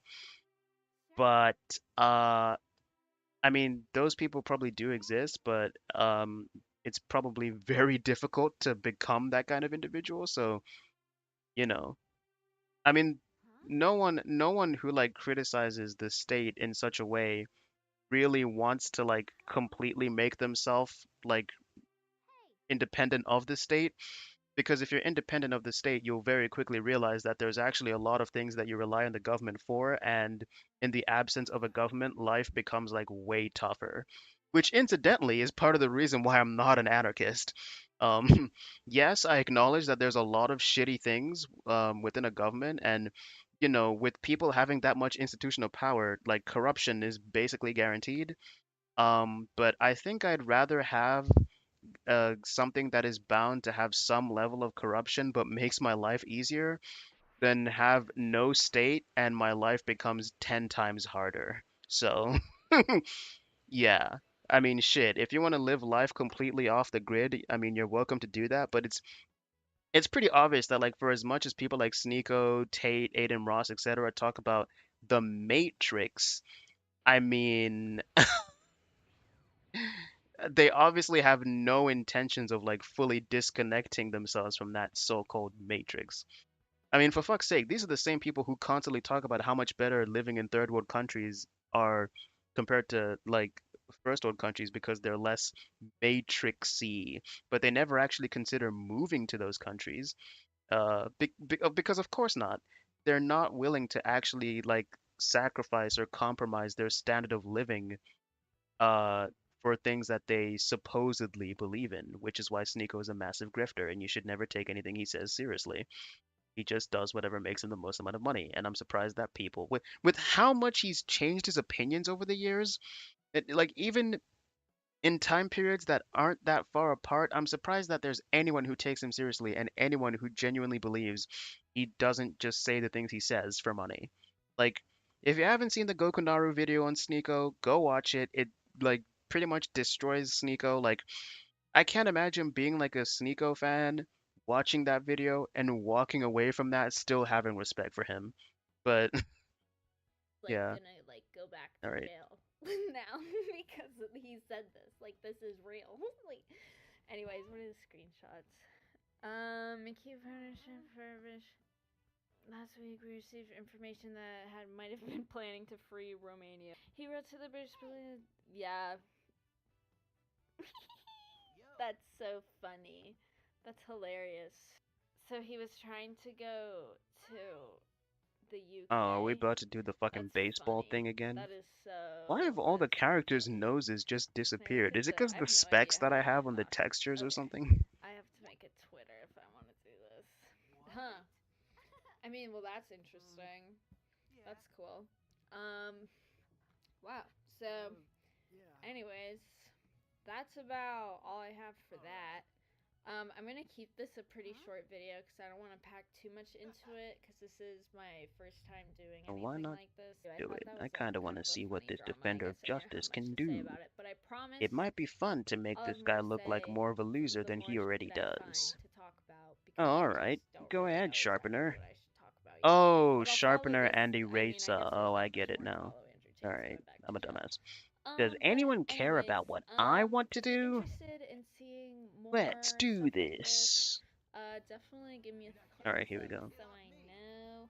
Um, Haven't we been here I would before? much prefer doing Wait. content like this Okay. than like what I My was eyes are doing. I feel watering. like I'm a lot Fuck. better at just sitting here and talking. But yeah. Fuck. Anyways, hope you guys I strike. enjoyed. Have a good one. Bye. This is a video for one person There we and one go. person only. I am calling out to Turkey Tom Oh, here because it is. I watched your stream today, Oh and fuck, we're you still going. want a girl who you Wait, can what? turn into a How comment. the fuck did I miss that? Oh, it's because I got distracted by the fucking video. No! I want a rerun. I want a rerun. Oh god, the story better not. Wait, the story pretended that I actually did well there. What the fuck? I missed like 3 of those out of 4 or something. I wasn't really counting. Okay, so I think this is the video that got everyone's attention because it's her calling out Turkey Tom, who's kind of like Destiny Orbiter adjacent at this point. Commentator, well, I'm your bitch. I had this idea like a couple months ago. I did shrooms, and I was like, Okay. holy. Now I feel less bad about making assumptions because when we were watching her previous video, I was about to ask, she's like really giving me the impression that she's either high or like wasted, and now she's talking about the fact that she does shrooms. So I didn't want to be a dickhead, but she just admitted that she does drugs. So my assumption was actually correct. Okay, so there we go. uh, yeah. All right. I literally like the the spot that the role that you're describing. I can fill it. I promise. Wait, what? To be honest, I'm cute, I not to kiss completely my own ass. I completely missed everything that she just said. We're gonna have to play that from the start.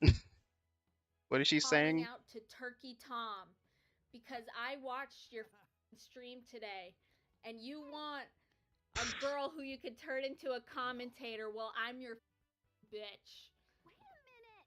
I had this idea Oh, like a couple months ago. wait, hold on. Is she taking Turkey Tom like 100% seriously when Turkey Tom was probably making a joke about like how he wants to do like an Andrew Tate scheme, but instead of turning girls into porn stars, it's turning girls into commentary YouTubers? Is that why she's suddenly making commentary content? That would explain the video she made talking about Andrew Tate and Aiden Ross, which is kind of funny, but Did shrooms, and I was like, holy.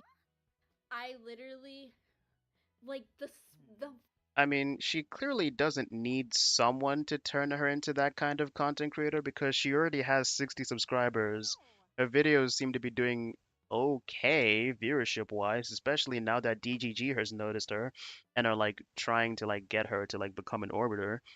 Um, Guys, I'm just saying, if you're a Destiny fan and you complain about Destiny fucking like BPD girls, but then you find a BPD girl on the internet and then you try to invite her into the orbit, you can't like pull a surprised Pikachu face when you then find out that that Destiny fucked her, okay?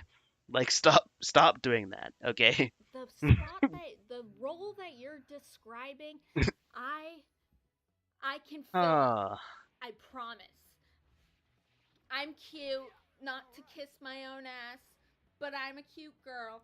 I can be funny, and I all right. pay so much attention to YouTube. I also watch your videos literally all day, every day, because I can't not have YouTube on. Can And I've help. been on YouTube for I don't even know how long. Literally since I fucking remember. I have the knowledge. Not a good I have the thing. knowledge to be a like Not that I I'm one to just talk, because I obviously spend a lot of time on YouTube myself, but spending a lot of time on YouTube is not a good thing. Okay. If anything, it sounds like you might need to consider. Well, actually, no, that's not the answer for everyone. So ignore what I was about to say. I'm gonna be completely honest. I can't tell if this girl is presenting herself as crazy on purpose or like if she actually is crazy. Like it's kind of hard to tell. Cause she do be giving me like kind of like crazy vibes, not gonna lie. Like I don't know.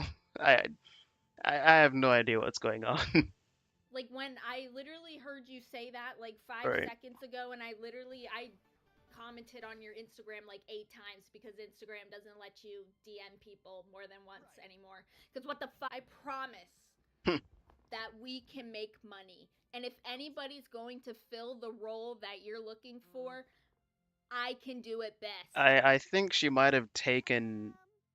I can't tell if she's joking. I feel like, well, to be fair, I actually haven't seen the context in which Turkey Thomas said this, but I'm assuming Turkey was joking. And I feel like if she is crazy and not memeing, she's taking Turkey Tom like weirdly too seriously, and it's kind of funny. I promise. Just give me a chance. I've wanted to I be the mean, it wouldn't surprise me if people would watch this girl's content because if we're being real, she actually is kind of cute, but she also looks crazy at the same time. But I mean, that also just increases her chances of being successful because if you're cute but also quirky, that means that people will watch your content. So, because you're not just cute in a boring way, you also have personality, which automatically makes you more entertaining than Pokemon. What? I didn't say that. Yeah, yeah. This is what I don't look at my other videos on this channel. I'm not proud Oh, of them. someone just It's followed not what I want to or do. I subscribed? want to be a commentator I missed because that, so I didn't see which one it there was. isn't a cute Fuck. girl in there with different I'm with assuming I it was a literally subscribe the and I thing missed that you it. said about that Thank you, I whoever just followed or subscribed. have said the same Fuck's sake. exact thing. There needs to be a Uh, girl in there who's say I got you. You don't even have to write a script for me.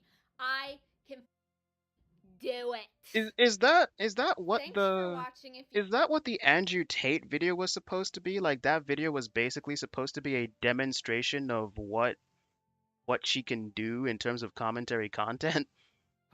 Um, because I'm gonna be completely honest, it didn't seem like I mean, hey, I don't know if I should be taking this seriously, but let's say I was Turkey Tom and I was seriously looking for like girls that I want to turn into like a into a commentary uh, community, like my commentary harem or whatever the fuck.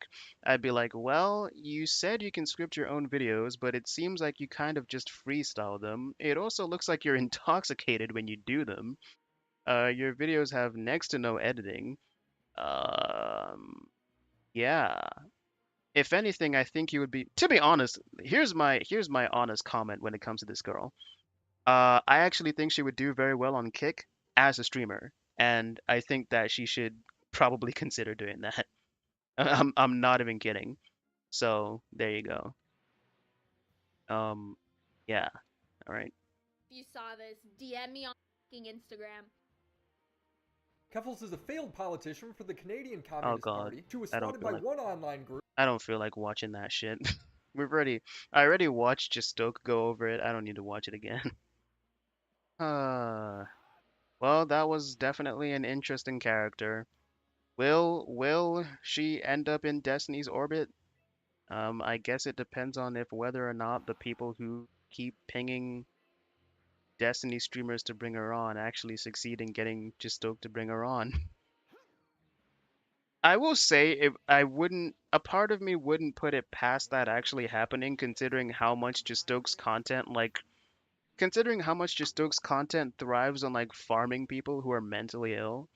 Like is it really that surprising that like well, I don't know about his content, but from what I've been hearing, ever since there hasn't been that much drama in his Discord, particularly when it comes to farming like people in the Discord has become slightly less active from what I've heard. So, I mean, it's if just Stoke is like super like clout hungry or whatever, I mean, maybe he will actually do it, and maybe you'll get some interesting content out of it. Who knows? I don't know, but I mean, yeah, very interesting figure. Man, I really wish I saw who that was that did that just now. I like missed that, so I don't know who did it. Oh man. I heard this sound. I feel like this sound is delayed because as soon as I heard this sound, it was already fading away.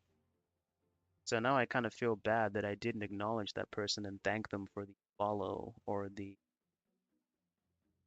I didn't thank them for the follow or the like. Is that my like sound or is that my notifications? Ah, the fact that I don't even know the sounds on my own fucking stream. What am I doing? Uh,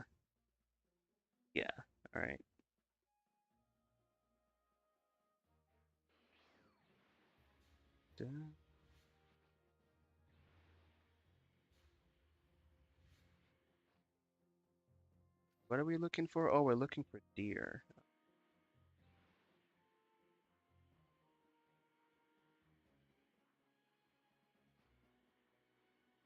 Oh, up here?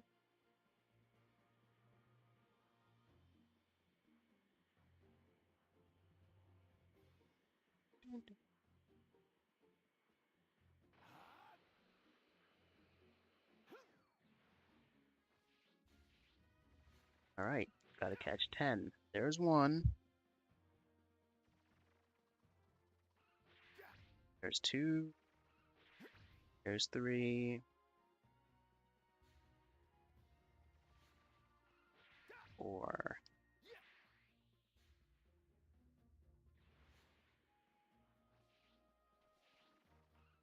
Five.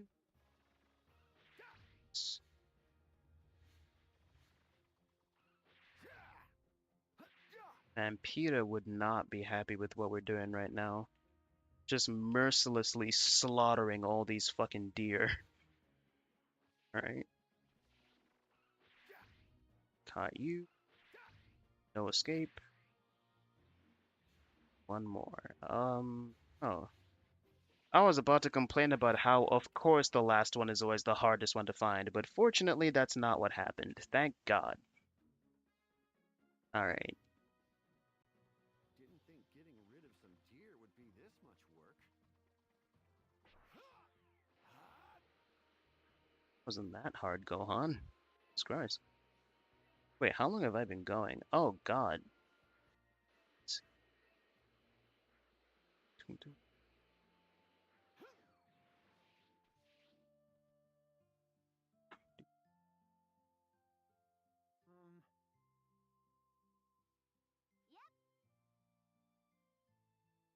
Oh my God, I hate when my mouse fucking disappears. Stop disappearing, mouse. It's a shame that discotheque controversy with Jello Apocalypse is going to be used as fuel by the worst anti-dub / localization weirdos Oh, this shit. online Okay. for like the next 5 years.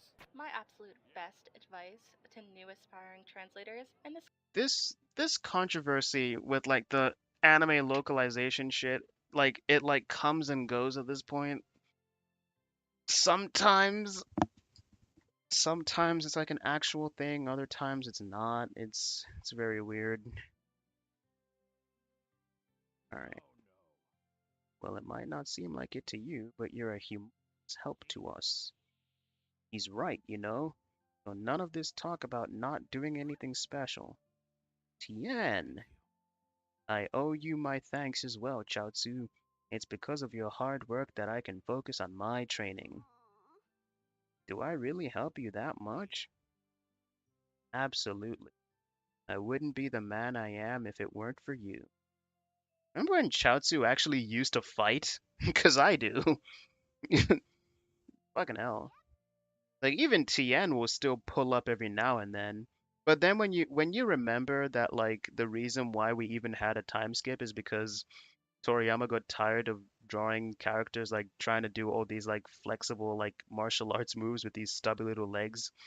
Uh I mean it kind of makes sense that Chaozu doesn't really engage in the action anymore. I mean it's also the fact that he probably wouldn't be able to contribute much at all, but it's just sort of funny because the last major contribution he made to like actual fights was when he tried to blow up Nappa and it didn't do shit.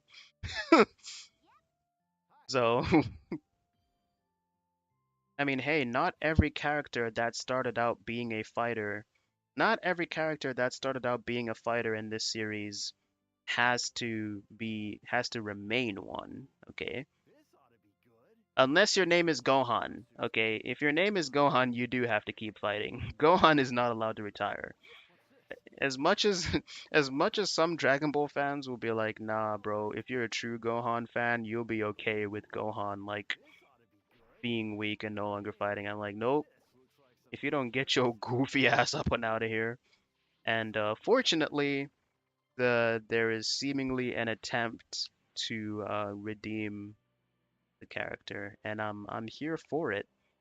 I do find it somewhat funny though that like a bunch of the fans who are like, I'm totally okay with Gohan being It's not even just that Gohan like stopped fighting or stopped training. It's the fact that Gohan was like regularly getting humiliated as a character, like in the revival of F shit. Like nobody wants to see that, bro. So yeah.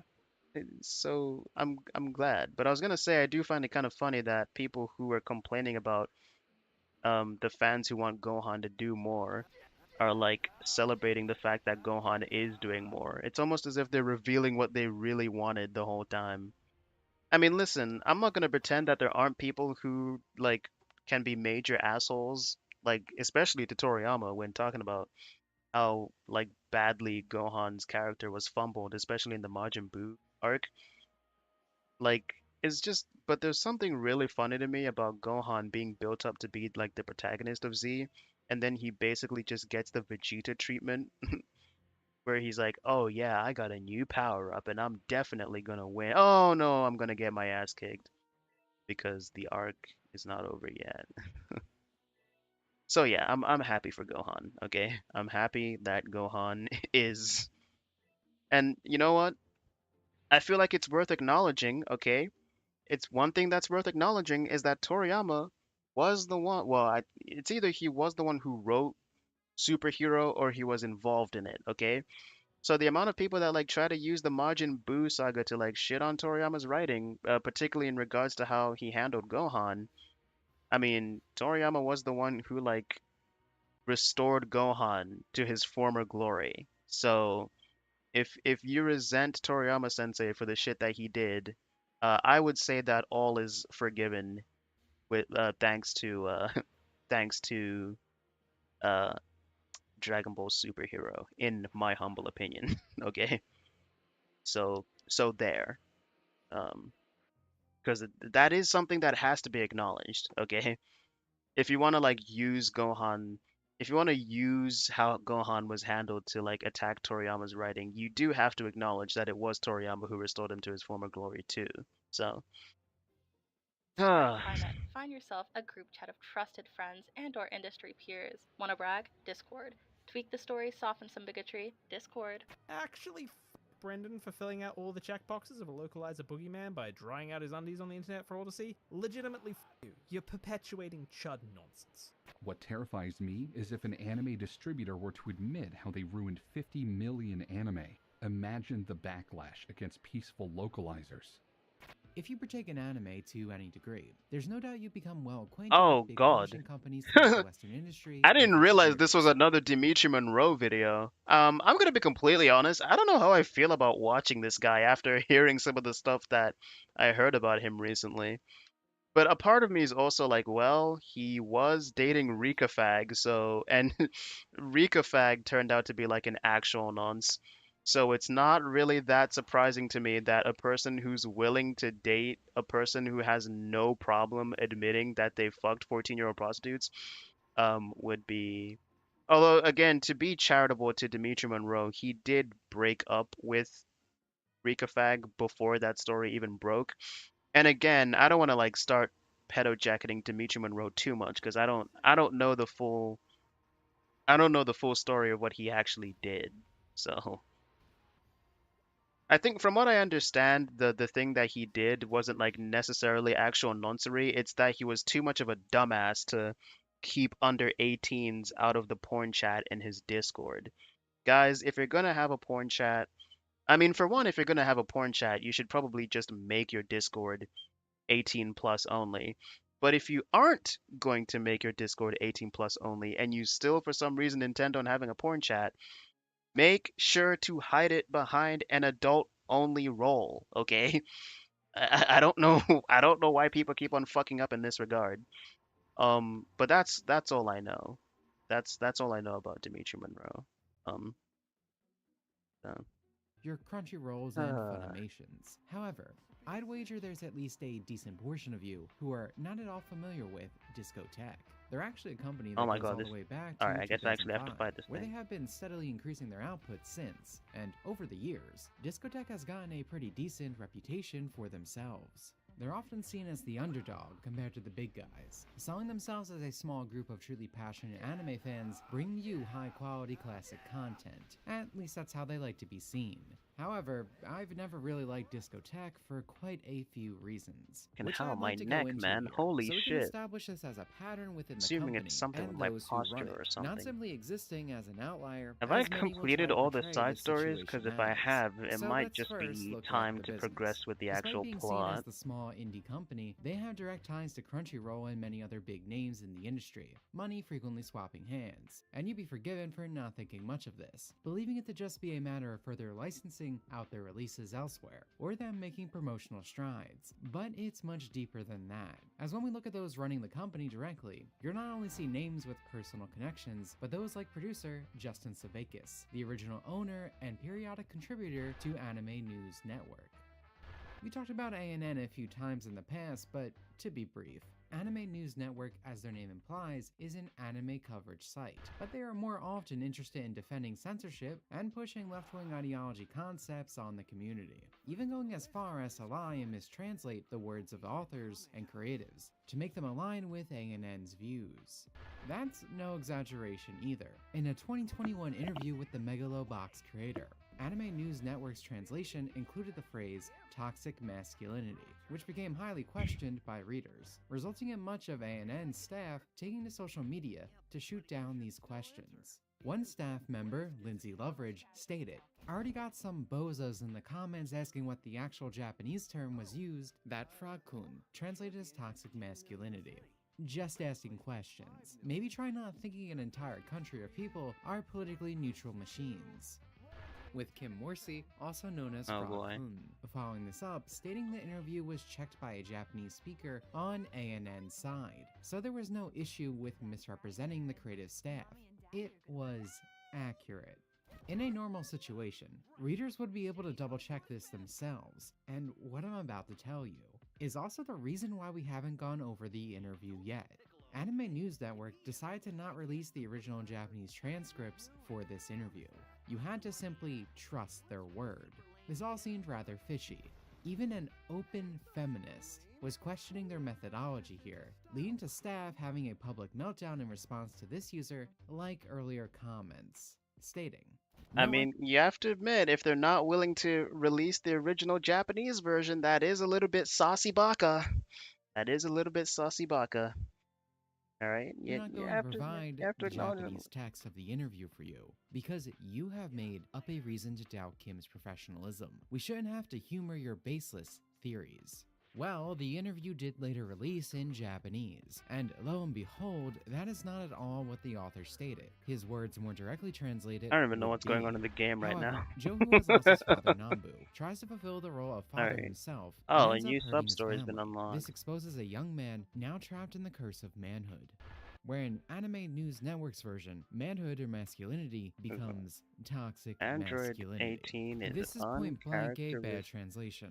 In Japan, they do have a way to say toxic masculinity, which is yuganai otoko rashisa, and it's used frequently enough there's a in memory fan here. pieces, Wikipedia pages, and what have you. It's legitimate. If this is what he meant, he could I have feel like said it. Master And even if the Roshi and argument Fortune becomes, Teller he Baba didn't know being this siblings term, is one of those well, things that's rarely not ever an acknowledged argument, nowadays. as that's Just like a still not what random he thing that said. was thrown in there Further to this point, there are that about doesn't a really dozen add ways to anything. translate his sentence It's a neat little accurately, detail, I suppose. without adding a term that comes with a very specific political baggage. As commentary on a male's role in society is a timeless discussion that has existed for centuries. In fact, all you had to do was not insert a word that didn't exist. Putting toxic in front was a very clear move to change the meaning, as the words of the author imply social expectations, the burdens one takes as being a man of a household, not gender essentialism, the idea that these concepts are bad in their entirety. Therefore, it becomes obvious why Anime News Network chose to hide the interview, and why many others would question their handling, including people whom you would frequently associate this word usage with, like a feminist. because from the surrounding context it was obvious the phrasing was an ill-fitted attempt to push their narrative slyly into the author's words. Now, bringing this back to discotheque, it's not a surprise that the original owner and frequent contributor of the internet's most trusted anime news source, as ANN calls themselves, would be in a high chair position in the company, as their questionable history doesn't just stop at their employees' connections and past. We can even see these same views pop up in previous discotheque releases. Back in 2013, they licensed a release of Cat Ninden Tiande, also known as Samurai Pizza Cats, with the moniker of it being an uncut edition, yet it had multiple instances of censorship throughout it. These removals fit into a few categories. Firstly, anything that can be seen as a gay Well, joke or Android similarly 18 is a fucking unprogressive speak amazing was wife. cut, which we will I be couldn't using in care less exchange about between if my Wonko husband's and depressed. Corn Nah, to I'm kidding. I know exemplify. she's just being a Translating tsundere. the original, Wonko says this: "Yes, I shall use them." Where Corn responds, "Goodness, Wonko, you say you have a boyfriend? I didn't know you were a homo."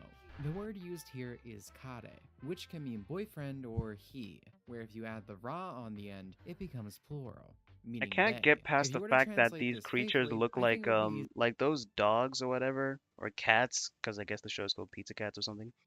They look like something out of fucking Mega Man. It looks like furry Mega Man, to be honest. easiest to change the wording from They look like if like Rush, I was about to say what's his fucking name? They look like if Rush and like what's the cat called? A lot of people forget that Mega Man has a cat too. They look like if Rush and the cat were like anthropomorphized and could like actually stand on their hind legs. That's what they look like. you say you have a boyfriend. Bro, most of the stuff about like shitty translation is just like washing over my head because I've heard this conversation so many times. And you know, the more I hear this conversation, the more I'm just like I don't really care about like the translation being one to one as long as like the general idea is still the same. It's part of the reason why I still defend like the original dub of Evangelion because like a lot of people will be like, "Oh, the dub gets some things wrong." And I'm like, "Yeah, but I think if you watch the original ADV dub of Evangelion, no one is walking away from that with like a misunderstanding of like what the message of Evangelion is, you know? Like most of the mistranslations that people point to are stuff like when they got the origins of the Avas wrong and like said that the that Lilim or whatever was the one who gave birth to the Avas or some shit. No, that sounds way that sounds way too wrong to be what it was. But it was something to do with like Adam and or was it like Lilim gave birth to Adam, but that's not actually how it is in the Japanese version. And I'm like that shit doesn't really matter that much to be honest, in my humble opinion, but cuz I mean, and to be fair, I will admit that this is a take I just like wholesale stole from Digibro, but like the lore stuff doesn't matter when it comes to Evangelion. And like again, the amount of times that Ava like genuinely fucks up the translation in the ADV dub is so rare. It's not like the Dragon Ball Z dub where like they just flat out add dialogue that just like isn't there. It's like minor mistakes. But like for the most part in the Evangelion dub, yeah, the general idea, and that's my standard. As long as the general idea of what the original was trying to communicate is still present, I don't really mind that much. And honestly, this is part of the reason why I don't even mind the original dub of Dragon Ball Z that much either, because yeah, they change a lot of shit. They do add dialogue that's just like flat out not there. But in a lot of scenes, they are still trying to communicate what the original was. It's just that they took too many liberties and sometimes add dialogue that wasn't there at all. But to be fair, I don't know if that's necessarily a great standard to have because technically even the 4 Kids dub of One Piece will sometimes just keep the original intent in some scenes and then say fuck the original intent in other scenes. Although I would say in terms of being representative of the original, the 4 Kids dub is obviously undoubtedly worse than Dragon Ball Z. Um, because with the 4 Kids dub, it's so obvious when they change and edit shit. Whereas like with the original Funimation dub of Dragon Ball Z, the only way you're going to know that they actually changed shit is if you've watched the Japanese version. So, or if it's like blatantly obvious that the characters are talking over moments where the characters were actually silent. My favorite example to go to, for example, is a scene from the original Dragon Ball dub where Goku, Yamcha, Bulma, not Chaozu, Puar, and Oolong are in a cave, and there's like a three-way split. So they're like, "Oh, which direction do we want to go to?" And Yamcha defers to Goku. And the funny thing is, like, even because I've never seen, I'm gonna be upfront, guys. I've never seen the Dragon Ball in Japanese. Um, I've read the manga, but I barely remember the dialogue in the manga. But to me, like Yamcha deferring to Goku on what direction they should go to me seemed so bizarre because obviously like it's Kid Goku at this point. They don't really hold Goku in as high regard as they would later on in the series. They still consider him to be like fairly stupid as a kid. So in my mind, I just knew that that dialogue was there. And the clip that I had the Japanese and the English audio. So I switched over to the Japanese audio, and what do you know? There was literally no dialogue there at all. It was pure silence. But that's because back in the day, Funimation was like really obsessed with this idea of never letting the scene ever be quiet because there was this thing going around back in the day that um there was this thing going around back in the day, especially when they did the original dub of Dragon Ball Z with like the Falconer score, where a lot of people working on cartoons believed that um having moments of silence was like the easiest way to make children lose interest in what they're watching. So, for example, that's the reason why the Falconer score was always playing. That's the reason why they would add moments of dialogue over scenes where characters weren't actually talking in the original. Like, it's actually it's actually kind of funny, and I don't really know if there's any truth in that. I feel like your kid must have like ADHD if they can't even handle 10 seconds of the characters being quiet. It's not even that long. But that's, for example, the reason why you have awkward dialogue like Vegeta giving Frieza a countdown and, to transform into his second form. Wait, hold on. Some people might not have seen this, so let me show the example. Because I imagine most people who've watched Dragon Ball Z now probably haven't watched the original. They've only seen they probably watched Kai. This shit is pretty fucking funny, to be fair. Like, there's a soft spot for the original dub of Dragon Ball Z in my heart, okay? I'm not even gonna lie. Here we go.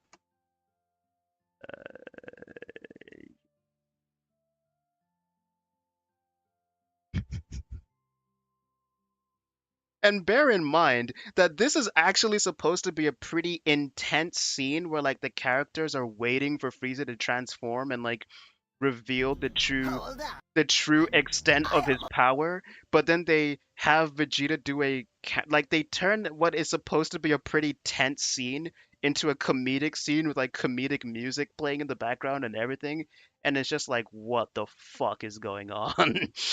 Hold on.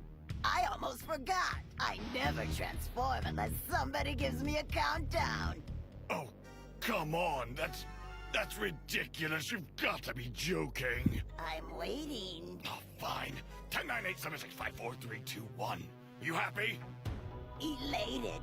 You're too kind. Right. Here goes. Hey yo, this is someone's favorite dub of Dragon Ball Z.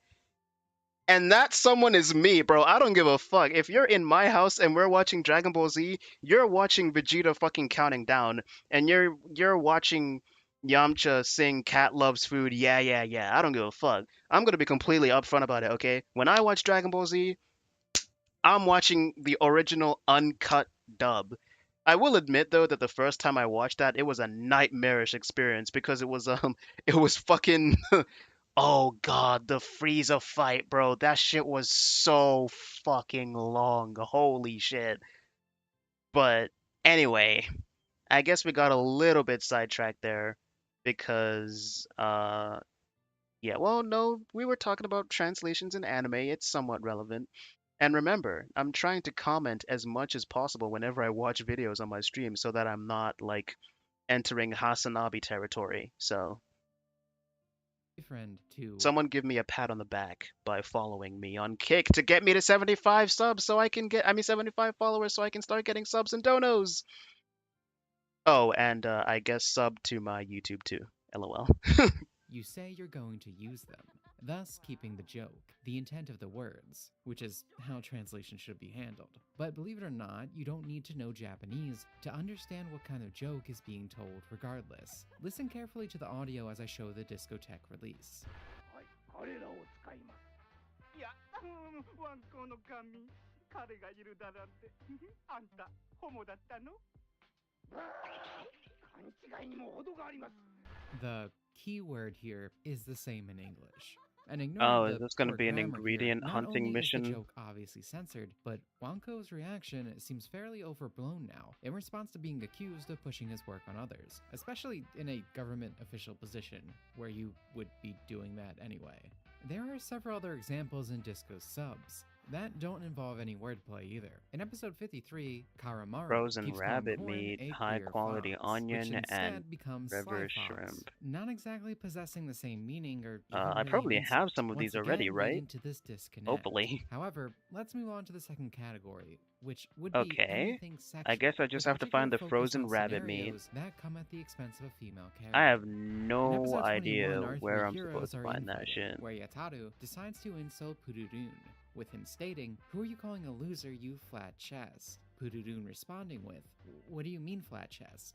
I dare you to say that again." Both boys now stating flat chest. Now This sounds for like discotheques. something that I'm supposed to maybe buy rather than find by hunting.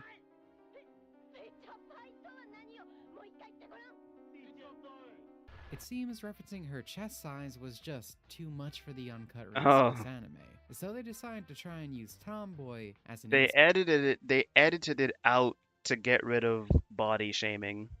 Honestly, I the thing is I can see why some people might actually be okay with doing that is the thing.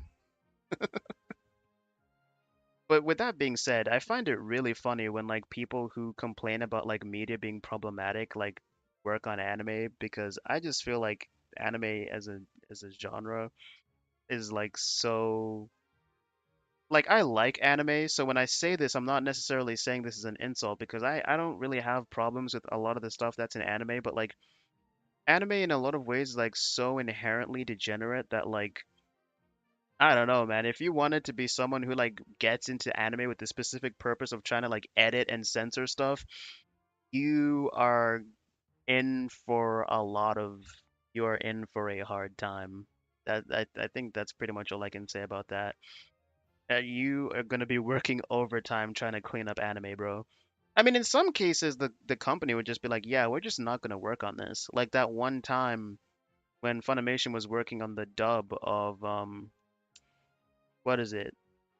When they were working on the dub of fucking Interspecies Reviewers and they dubbed like 2 episodes and then partway through they realized, oh, this anime is basically softcore porn. I don't want to dub this, and then they just stopped. But then the funny thing is, of course, a lot of people rightfully pointed out that it's very funny for Funimation to be like, we're not going to dub this show because this show doesn't meet our standards because it's too sexual and etchy. But then when you go on Funimation's homepage, well, I mean, I don't think Funimation's website's even up anymore, but back. I mean, even if you go on Crunchyroll, so many of the shows that they have, for fuck's sake, man, they have fucking Arrow Manga Sensei on there, okay? You can't complain. You can't like talk about trying to uphold standards or like trying to desexualize media and finding sexual content to be problematic when you have shows like fucking Arrow Manga Sensei on your website, okay? Like, come on, you look ridiculous. And the funny thing is, like the go-to example for shows that Funimation dubbed that are like super sexual were shows like High School of the Dead, High School DxD, and I'm pretty sure, like, I was very surprised to learn that Shin Mao no Testament has a dub. When I found that out, I was like, what? Because that show, I mean, yeah, it's kind of like an action fantasy show, but it's also basically softcore porn. And I'm almost positive that Funimation were the ones who dubbed that shit. In fact, let's look that up right now. Like it's actually like Shin Mono Testament is actually more explicit, I think, then like because like it actually shows the characters doing sexual stuff. So like there's something really funny to me about Funimation being like, yeah, we're not gonna whereas like I've read the Interspecies Reviewer manga, and I can safely say that even though it has fan service, it definitely does not show the characters like getting down and dirty, okay, the way Shin My Mano Testament does. Who dubbed Shin My Mano Testament? I'm almost positive it was Funimation. Only the first season has been dubbed, and as of now, Funny hasn't made an announcement about the release of season two, so it's just a waiting game. You know what? Maybe after season one, they decided that this is a show that we don't want to dub anymore. But I think what's even funnier about it is I'm pretty sure they dubbed some of the OVAs, and like the OVAs are literally just porn. Like, oh wait, no, here we go. English dubs Shin My Mono Testament season 1 and 2. Okay, so they did eventually get around to dubbing season 2. So yeah, I guess what I'm saying is I don't really know what Funimation, and this was 2017, so they were already doing that thing about, I don't know.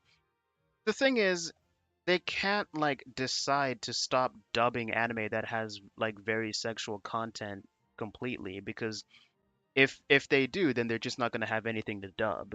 That's like the reality of the situation. So if they want to still have jobs, they would just have to accept the nature of the medium, I suppose. I mean, I know that they're trying to influence it, you know.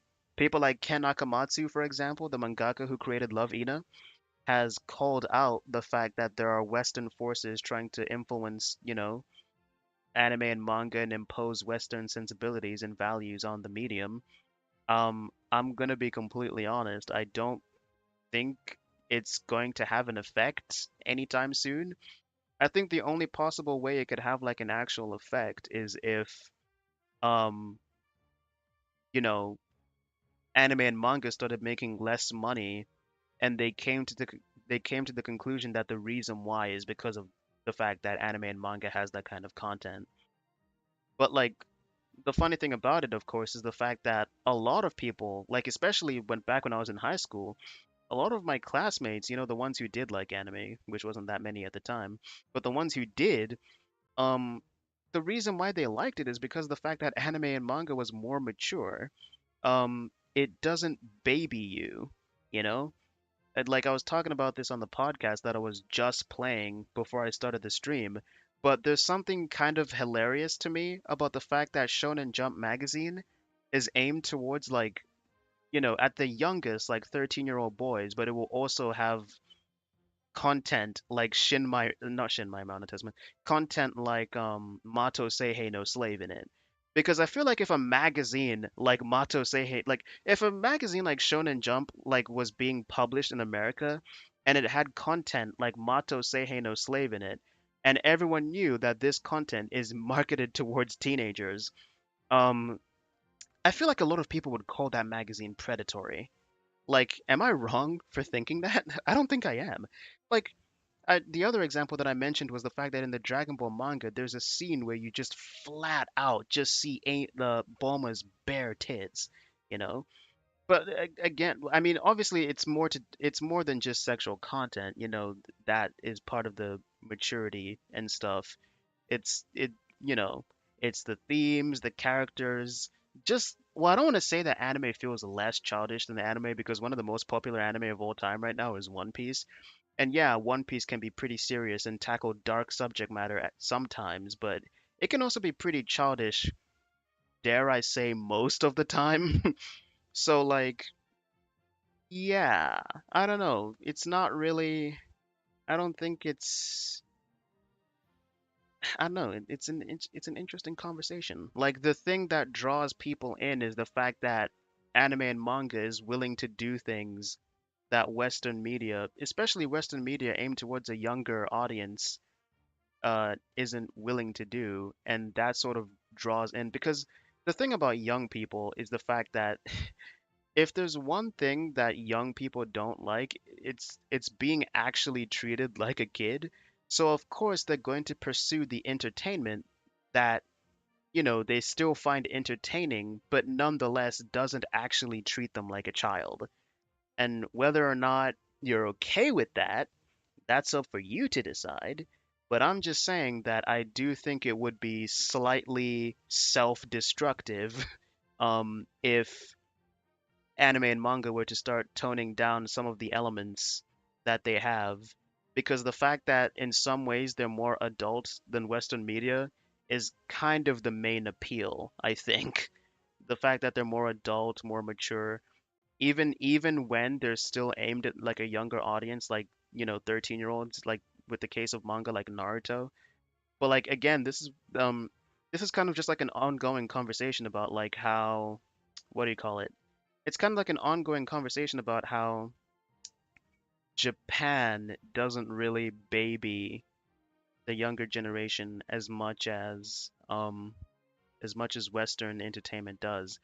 Obviously, there's a line to be drawn somewhere because I don't know if you really should be pushing something like Mato Say Hey No Slave, which can be pretty sexually explicit at times, towards like a young demographic. Um, like as young as 13? Like if I found out like someone like 16 was reading Mato Say Hey No Slave, I wouldn't give a fuck if I'm being completely honest. But 13? That's okay. That's that's questionable, okay? That is questionable. And that's part of the reason why I said that I feel like if there was a magazine like Shonen Jump that had content that's willing to go that far with the exact same target demographic, but in a Western country, a lot of people would probably call it predatory. Um, and you know what? In all fairness, that kind of explains why that thing that Dimitri just mentioned got censored too, because it is worth pointing out that at least up until recently, when anime used to get broadcasted in the West, like in the 90s and the early 2000s, they were trying to push it towards kids because a lot of them, like a lot of people who were like importing anime and manga from Japan, like very clearly underestimated how mature anime and manga can get at times compared to like Western cartoons. I don't want to say Western comics because I actually feel like Western comics can get pretty mature at times. It usually depends on the writer. Like there is some content in like the Spider-Man comics, for example. Like for example, you literally just see Norman Osborn and Gwen Stacy having sex, and it's kind of like, I don't know, just because it's a Spider-Man comic and Spider-Man is generally perceived as being for kids, I don't think I would want like my 10-year-old, if I had a kid, to be reading that, to be reading a scene where Gwen Stacy is having sex with a fucking Green Goblin. So, and I mean, to be fair, this is why parents shouldn't assume that something is for kids just because it like appears cartoony on the surface. But that's just me, okay? But yeah, that was kind of the problem. So I don't know when the translation for this show that Dimitri Monroe is talking about came out, but if it came out in like the 90s, I mean, yeah, it totally makes sense that they like removed mentions of her breast size because again, this was during a time when they were trying to push anime towards kids. Now, if it was brought up, if it was a localization that came out today, um, then it's obviously not because they were trying to push it towards kids, because I feel like nowadays the West has largely embraced the fact that anime is more so for teenagers and young adults than children. Um, and they were most likely just trying to remove instances of body shaming from their work, which I mean, some people might argue it's for the best to do that because they don't want body shaming. Some people might argue it's wrong to do that because you're removing the original intent for quote unquote woke reasons. Um, no. Insult, despite it not making sense in this scene, as the insults being thrown around are actual traits of the characters. I'm While trying this to seems find random, as it's Pururun probably in this couldn't be snowy further from area. this descriptor. Yeah, She's okay. cutesy, clad in pink, and her Go there. projectile weapons are heart-shaped. Everything about her is Of course, it's in the snowy very area. Shouldn't girly. have even Once taken me that again, long to putting figure it themselves out. at odds Frozen with the rabbit, come on. content. Now, many would argue that this or any of the changes aren't a big deal. so why should it matter? But to that I ask, if it's not a big deal, then why change them in the first Wait, place? It clearly whose matters silhouette enough is for that it in to the be loading removed. screen? Is that But I'm Gohan? stopping with this brief rundown. That's Because because despite there being plenty more, pretty funny you're if it's not here Gohan's for this. silhouette and I'm not not going to Goku. pull up every release this company ever made and list Gohan every is obviously individual not. issue. These examples just serve to demonstrate that Discotek Well, I mean, has a he kind of history is the main such character changes, going of the back Blue to a Saga, decade but ago, also both in not new at the same releases time. and those running the business. It's once again important to establish this because many will try to dismiss the upcoming information as a simple outlier in their catalog, especially I don't because know where I'm supposed Discotek to has find gotten that. such a good reputation. But from my view, it's obvious they've been moving lockstep with the industry as far back as I can see, censoring, adjusting, and changing material to be more in line with the same progressive views, both in subtle and not so subtle ways, where hopefully this section succeeded in establishing that. However, to be clear, Maybe I'm this isn't me supposed to saying buy they're it. lying about being I passionate feel like I'm fans. supposed to The key buy it, thing not they try find to sell it. themselves on. Because Their rabbits interest, rarely to ever some show up extent, on the map is in this definitely game. genuine. This company puts in work to bring these old releases to the hands of more people, and that's probably where their reputation was garnered. But I struggle to see that as a good thing, when they are certainly not passionate or respectful enough to not tamper with the original vision when it conflicts with their own. And while there are plenty of their newer releases, I could use to show how they're handling the series Well, has they don't only appear to gotten have worse it in over the years. shop, There's so no I better guess way not. than to talk about what you are here for, which is the recent situation that involves the Scatman himself, Jello Apocalypse. To catch uninformed viewers up, Discotek and their usual collaborator, Sound Cadence Studios, similar to other companies in recent memory, sought to get work done on the cheap with the benefit of perceived promotion, leading them to employ YouTubers in the jobs they are not at all qualified for, akin to Yakuza's recent use of Young Yi. That's the kind of strength we're all dreaming of. That's not the world we live in anymore. I think you ought to know that well enough by now. Or Capcom with Aaron Hansen. My soul burns forever. Watch a dual blade master at work. I mean, I don't think Aaron Hansen sounds particularly bad there.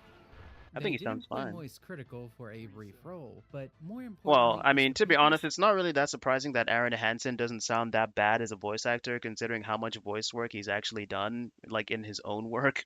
So, as well as the fact that he's done his fair share of music too. And one thing I've realized is that if you're decent at singing, you probably won't be that bad at voice acting either.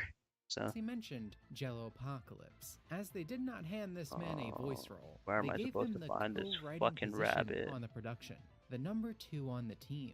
Already, I'm sure you're thinking this sounds awful, and trust me, the end result is literally that in many ways. However, despite it all, I'm going to posit that this might be one of the best things to happen to the localization industry in recent memory, for just how much it has exposed due to Jello's utter incompetence, as well as the gaslighting that followed. So, let's take a look.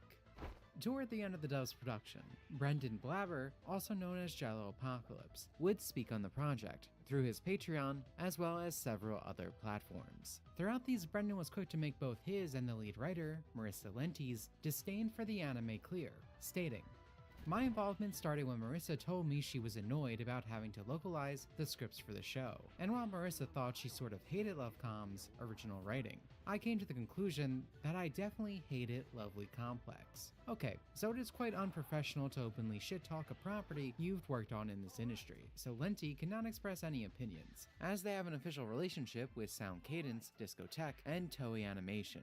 But I will tell you what I think, and I think Lovecom is a bad show about Riza Koizumi, an actual psychopath and all-over useless freak.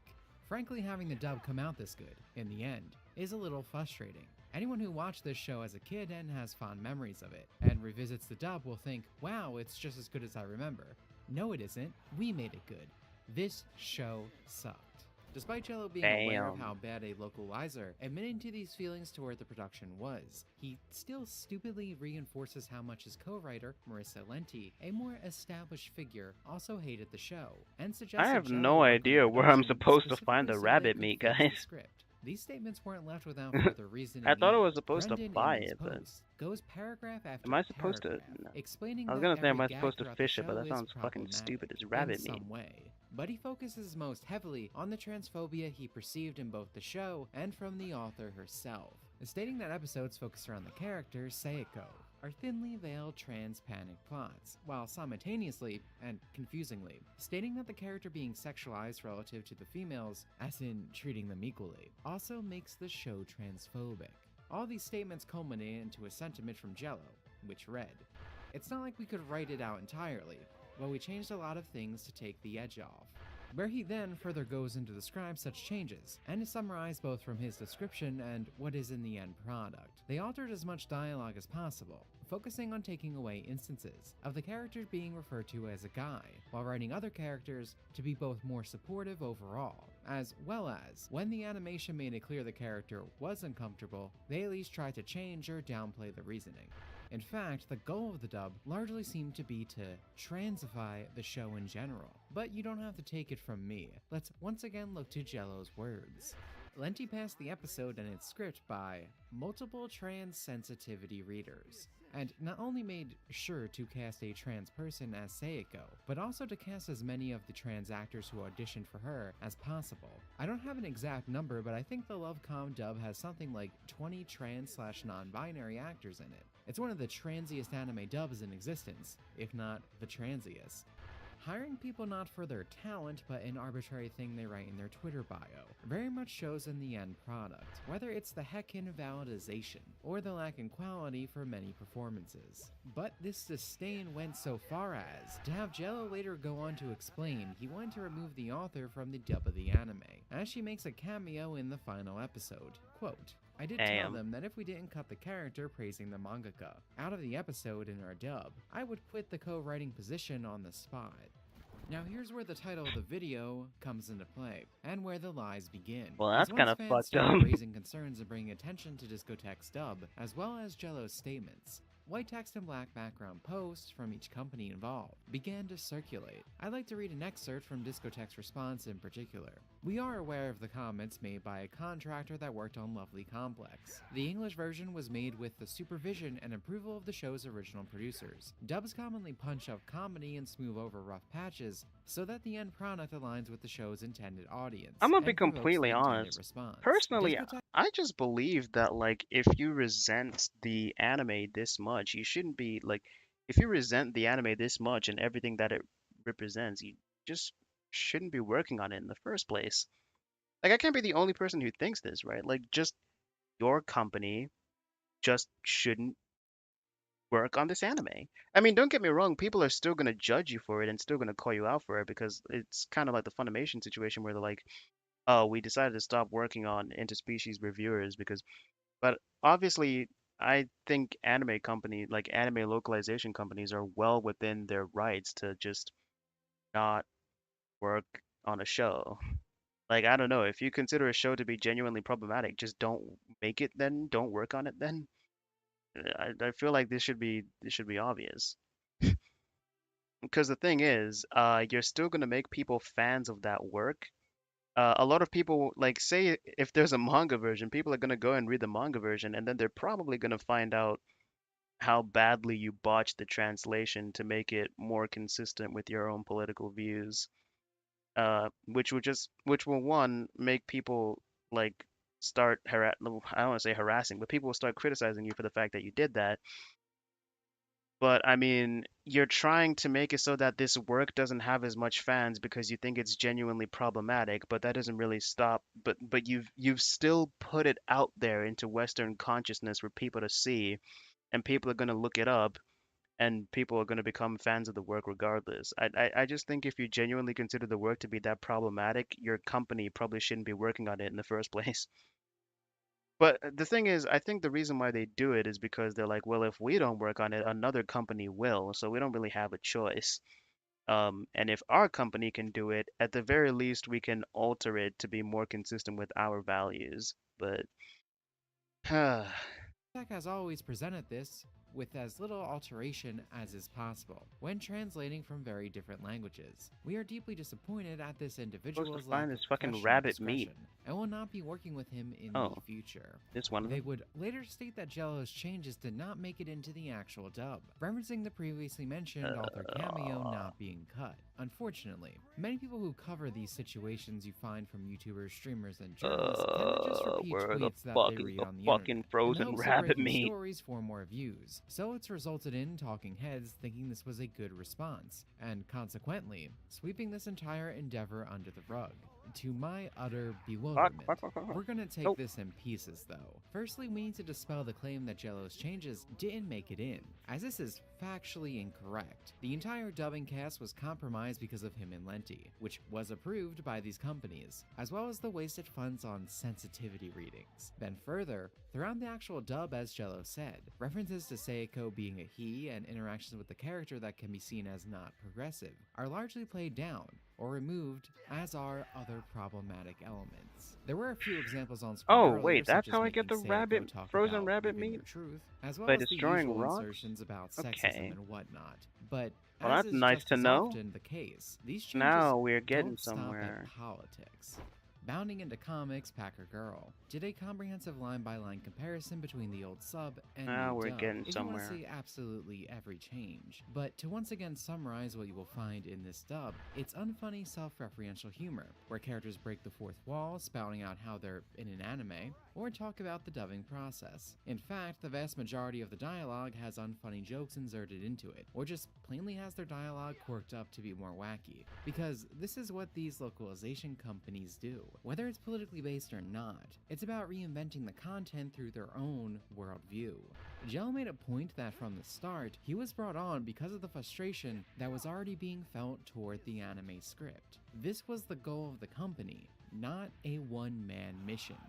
Anytime we talk about localization in recent years, that is not involved at the beginning of production. It's these sneaky Fuck. changes that don't I just flat wanna out find remove some fucking content rabbit like meat. an entire scene, but edit the dialogue to make it more progressive, less problematic, or just in general becoming a creative writing prompt for the localizers. And to some extent, they admit that in this response. They state that their dubs fundamentally aim to punch up or soften the script, but contradict themselves by the end, saying they try to make it as faithful as possible. This is double speak. You can't have both. Obviously, dubs result in a product not as close to the original by nature as they are spoken language, but if you're fundamentally admitting to attempting to make things more extreme, or smooth over these once again problematic edges, then you aren't creating a faithful product. We see this justification come up frequently, even with other releases coming out at the moment, such as Unicorn Overlord. And the thing I have to ask is, what does this functionally say? Where the only conclusion I can come to is that the Japanese are boring, and can't produce interesting content unless an American comes along. Oh wait, I and just got fixes it another for frozen them. rabbit. They need to make it more When did that wordy happen? and wacky. It's Oh genuinely wait, can I get offensive them by every defeating metric, enemies? to the Because if artist, that works, the art, and even probably an be doing entire that. country. These changes often result in mischaracterization, because each character begins to speak with this passive-aggressive, flowery language. It's not that this way of speaking is totally missing from Japanese works though, but that's the point. If a character was meant to speak in such a way, they would. Now oftentimes, in response, defenders try to say, Sorry, I like the English better. The end. However, that's subjective. I disagree 100% of the time, even more so now that I can experience some works directly, but I don't think it matters what any of us think is better. The argument is that the author's words should be transcribed over faithfully. That's why Discotek says it in their apology, yet contradicts it at other points. Because they know what people want to hear, thus they're sneaky about how they go about changing things. The scene Jello demanded be removed, and subsequently that Discotek is using to say they didn't keep any of his changes, simply didn't pan out. Because it would make what they're aiming to do here I want to know obvious what to this music literally playing in the everyone, background is instead of from. just people who It look reminds me, closer. it sounds like a Unfortunately, gamey they didn't version account of for like the just how opening theme from stupid Future Brendan Diary. was. As to further solidify this point, he admits this sneaky nature that I often aim to prove to you in videos such as these is present in the industry in general, not just Discotek. Quote, of note, Most anime distributors do tend to ask that you don't advertise changes like making things less transphobic. This is because large swaths of the anime community are racist, sexist, etc., and will descend upon a company's social media page for weeks. TLDR, most anime distributors don't care if you make things Oh, nicer, right. I or saw more that gay, tweet. or add more representation. I don't They know. just ask that you don't flaunt the It's kind of funny that they're like kind of assuming, well, the only people that would ever have problems with us making these kinds of localization changes are people who are bigoted. And it's just like, no. Some people just want the original work, the original intentions to be presented. Of course, there are some instances that I find to be very weird because one such example that I learned about from another Dimitri Monroe video, weirdly enough, and by the way, this is this is kind of damning in some ways for him, but so there's this one handheld game that's like a beat 'em up, and it takes place in high school. The characters are all girls, and the characters are all hypersexualized. Now, in the game, in universe, the characters are 14, and I believe in the localized version, they had their ages bumped up to 16. Now, I'm going to be completely honest. I don't really see why they bothered to bump up the characters' ages if they were going to still have them, you know, be minors. Because they obviously bumped the characters' ages up because they were like, oh wow, this game is pretty fucking sexual. So we should probably make the characters older because I highly doubt it will go over well with a Western audience if we bring over this super sexualized like beat 'em up game and the characters are like 14 yet they have their tits flip flopping all over the place.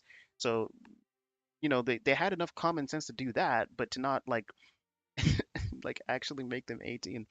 It's kind of funny to me. But like, I guess because it's not the original intent, it's not what was in the original work, despite the fact that it is unquestionably, well, I mean, it would have been better if they actually made them 18, but in terms of the intentions of making the characters older, um, I mean, it's unquestionably like a better choice or decision to make, right? Like, I don't see why you'd be mad at that. It's not like they changed the dialogue or anything. They just changed the age. The age is the only thing that changed. And like the funny thing is, and it doesn't really matter. But I mean, fucking hell, if the people behind the games are like trying to make this as marketable as possible to like a Western audience, of course changing the age is like the most sensible thing ever. And it's so irrelevant to like the overall game that it doesn't matter unless like the age actually informs the characters' personalities in some way, but I highly doubt it does in the case of this game. And even then, I mean, if you're looking to make money by selling this game in a country like America, it's still for the best if you change those characters' ages. Like let's not even kid ourselves. I mean, there are some instances of them doing it where it's like kind of questionable, like if it was necessary, because you'll have like No More Heroes. Um, in the Western version of No More Heroes 1, Shinobu is 18. In the Japanese version of No More Heroes 1, Shinobu is 16.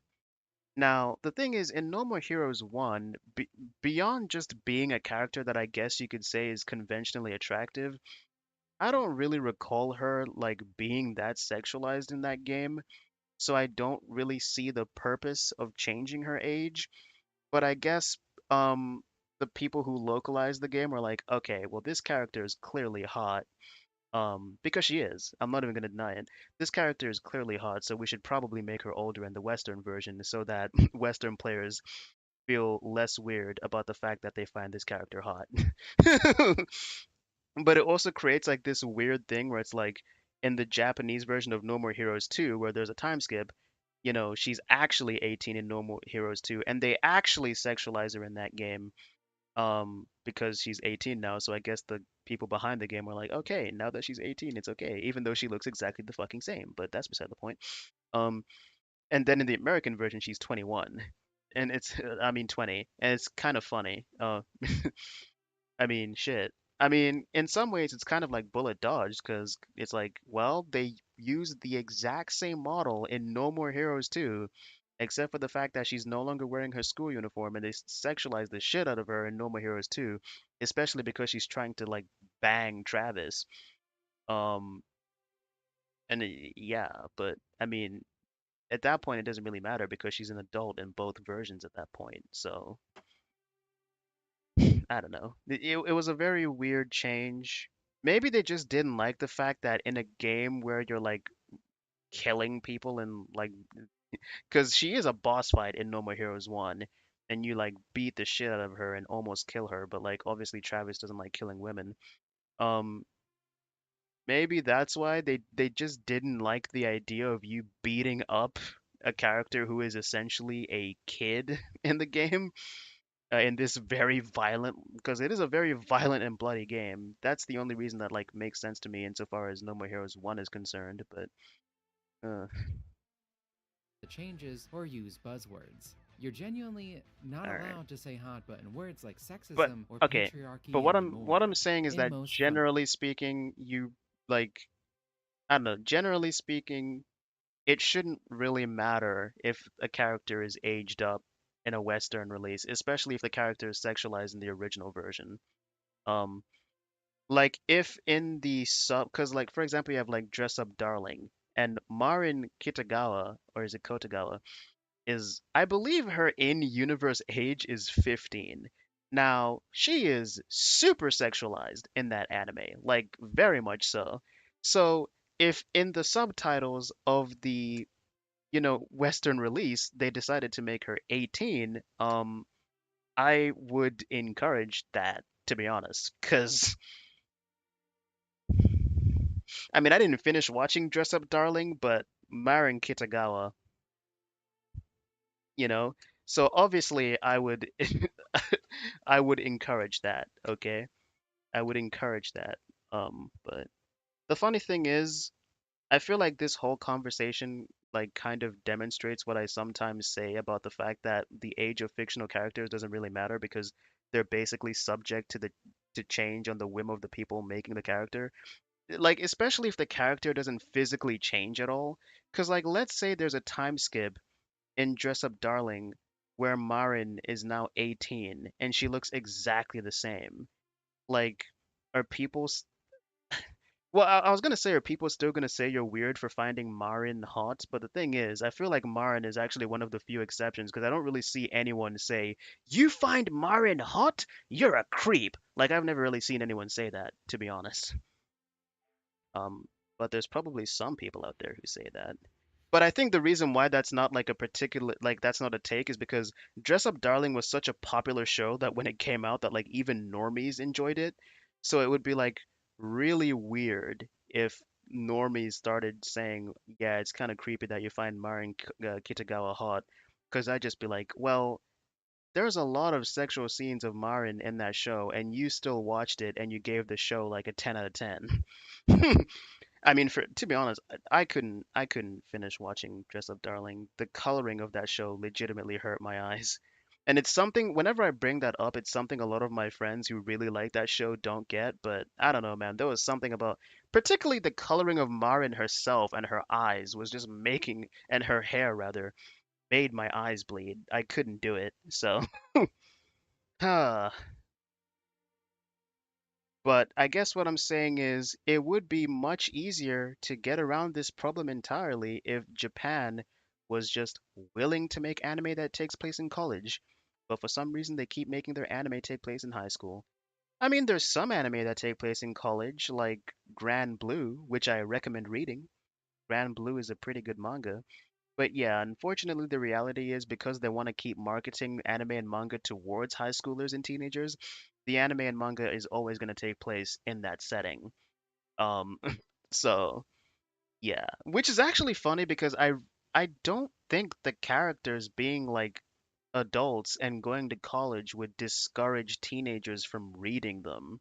I mean, Grand Blue is a pretty popular manga, so like, the characters being older still hasn't discourage people from reading that. So like, do you really need your characters to be under 18 and for to get under eight? I mean, to be honest, from a Western perspective, you probably shouldn't even be marketing your super sexualized manga towards teenagers anyway. But at the same time, my perspective on that is like very mixed because I'm just like, listen, it's borderline delusional to pretend that people only develop an interest in that once they're an adult.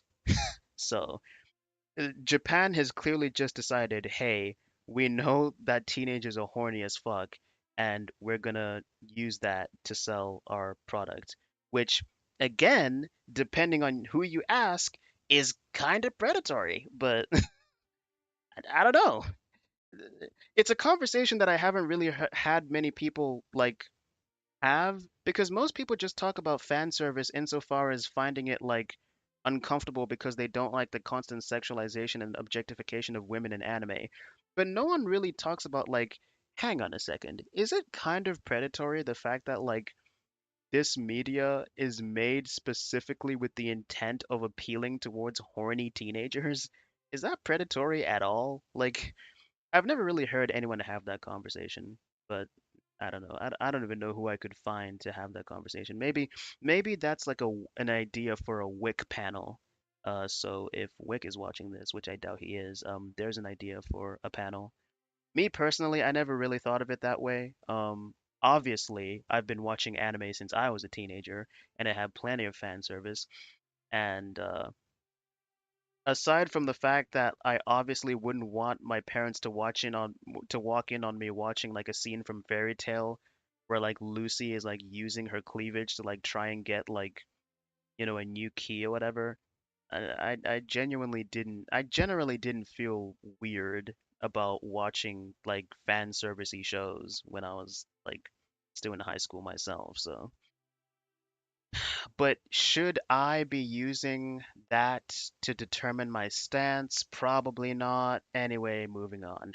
Animation dubs, Uh, unless it's already in the subtitles. So there you have it. Not only further proof that fans getting involved to complain about said changes has made the suits put pressure on these people to actually do their job properly, but also that they are attempting to be more subtle about their alterations. And that's what ties this all together. Apocalypse is a fall guy, a well-deserved one, but one nonetheless. It's not that he was completely foreign to the industry. He's been employed as a VA and other various roles. That's what allowed him to nepotism his way into this position after all. But by a lot of metrics, he was still an outsider, a new recruit to the club. It was easy to simply put all the blame on him when Discotheque was exposed. But these changes weren't hidden. They approved them, encouraged them, as many shows before, and it seemed to only become a problem once we found out. Fuck. Echoing not only Discotheque's statement, Frozen but rabbit those meat. that I Come framed the on. beginning of this video with. None of these localizers, or their defenders, are saying they disagree with Jello's actual opinions Wait, did I or just... changes. What they are saying is Fuck! that they're upset Come about on! how he gave the Chuds ammo. And they're right. I and many others have been vindicated several times throughout this video, and it's just adding to the pile. However, there's still one last piece of the puzzle here that you are being lied to about, or at least misled in relation to. In Discotheque's apology, they mentioned their dubbing changes were approved by the producers in Japan. This is a commonly used talking point to push the narrative that these localizations, that are often criticized, are approved, so therefore you have no right to complain. And this is a tactic that goes all the way back to ghost stories. So let's take a moment to dispel some prior notions. I'm actually kind of surprised that for as much as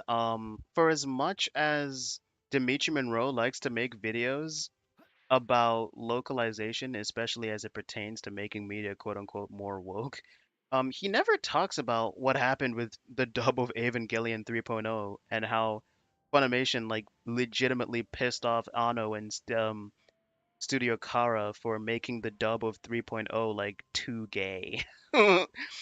Which I always found like really funny because um I have a feeling that if that whole fiasco with 3.0 didn't happen, when it came time to redub Evangelion, Funimation probably would have been the one to do it. But because of that shit, they lost the license. So, I mean, there are definitely instances where like the original Japanese studio find out what the localizers are doing and then are like, "What the fuck?" and then they get really pissed off.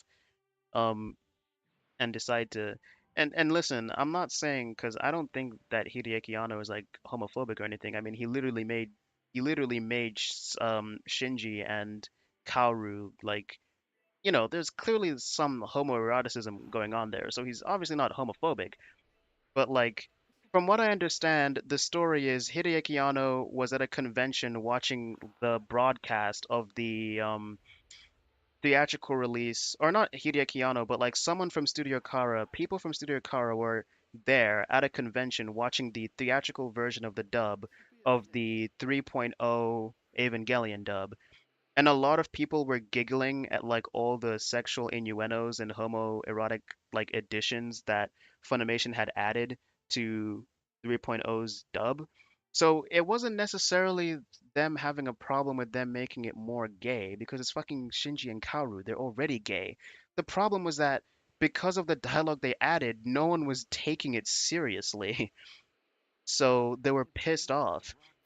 And that's the reason why it took so long for 3.0 to actually get a DVD release because Funimation was basically forced to rewrite and redub the entire thing. And again, because of that, they ended up losing the license. And that's how the license ended up with fucking G Kids, and we got that inferior G Kids dub, you know, inferior to the ADV dub. And then you know, everyone collectively decided that they actually missed Tiffany Grant and Spike Spencer, and that's how Amazon got the license because I guess Studio Kara didn't like what G Kids did either, with being, yeah. But the funny thing is, as a result of like Studio Kara being too pissed off at what Funimation did, they started keeping too close of an eye on how the dialogue is written in dubs. So you ended up having this weird thing where like in the G Kids dub of Evangelion and like the Amazon Prime dubs of the rebuilds, the dialogue is too literal and it sounds so awkward at times. Like if you want my humble opinion, I genuinely think that the Funimation dub of Ava's 1.0 to 3.0 are better than Amazon's. I know that's like a controversial opinion to have because everyone likes to shit on Funimation for being like, oh, they're like the woke, they're like SJWizing our anime and like adding woke shit. But listen, man, sometimes you just have to admit when they've done a better job, especially than their peers. There's a reason why most there's a reason why most studios go to well, I mean, Funimation is the one that buys the license, but there's a reason why Funimation is like the biggest one in this biz, and that's because that for all their faults, they're still the best when it comes to it, okay?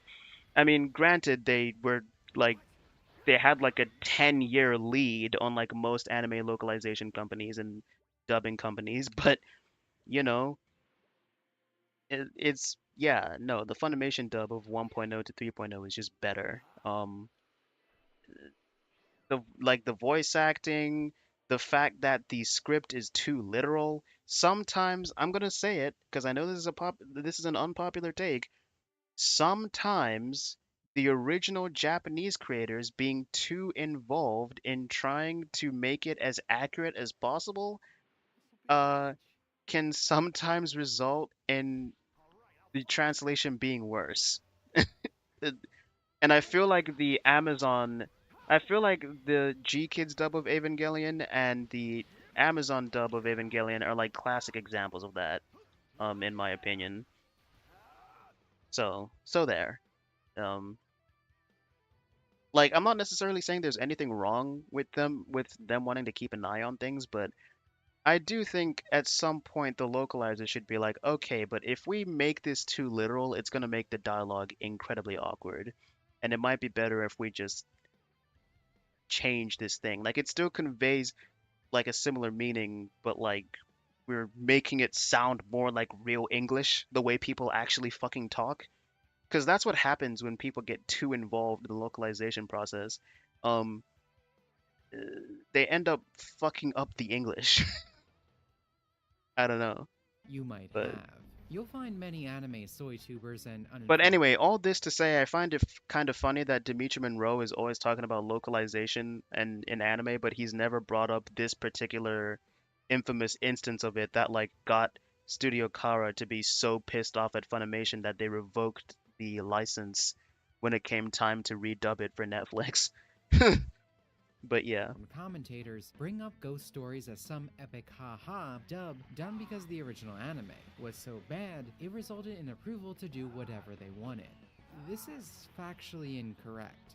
Looking at the data, such of which that can be found in the Japanese publication Media Magazine, Ghost Stories received high ratings, surpassing even Pokemon at the time, where it's still fondly remembered and looked back on to this day by many Japanese natives. The only source for the series' failure is Stephen Foster, the dub's localizer, or more specifically, the ADR director, who even before this I feel show, like his catalog was strictly made of content. This is how I know I've watched too many videos on like dubbing and shit, because I feel like I've heard this story so many fucking times.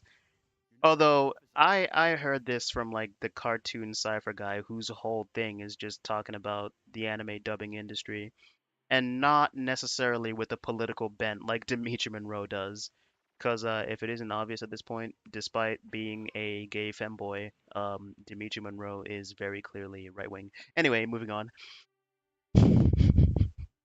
He took heavy liberties altering, much like a certain piece of Jello's goals, and continuing the similarities. He took pride in this, The item and shouldn't be openly this admit hard to to this being find. done due to his I have disinterest 2 of them in the already, for original fuck's sake. content. Ghost Stories has always been an unfunny degradation of someone else's work, no different than anything else we discuss. It was just made at a time when being try-hard edgy was the acceptable culture, as opposed to progressivism.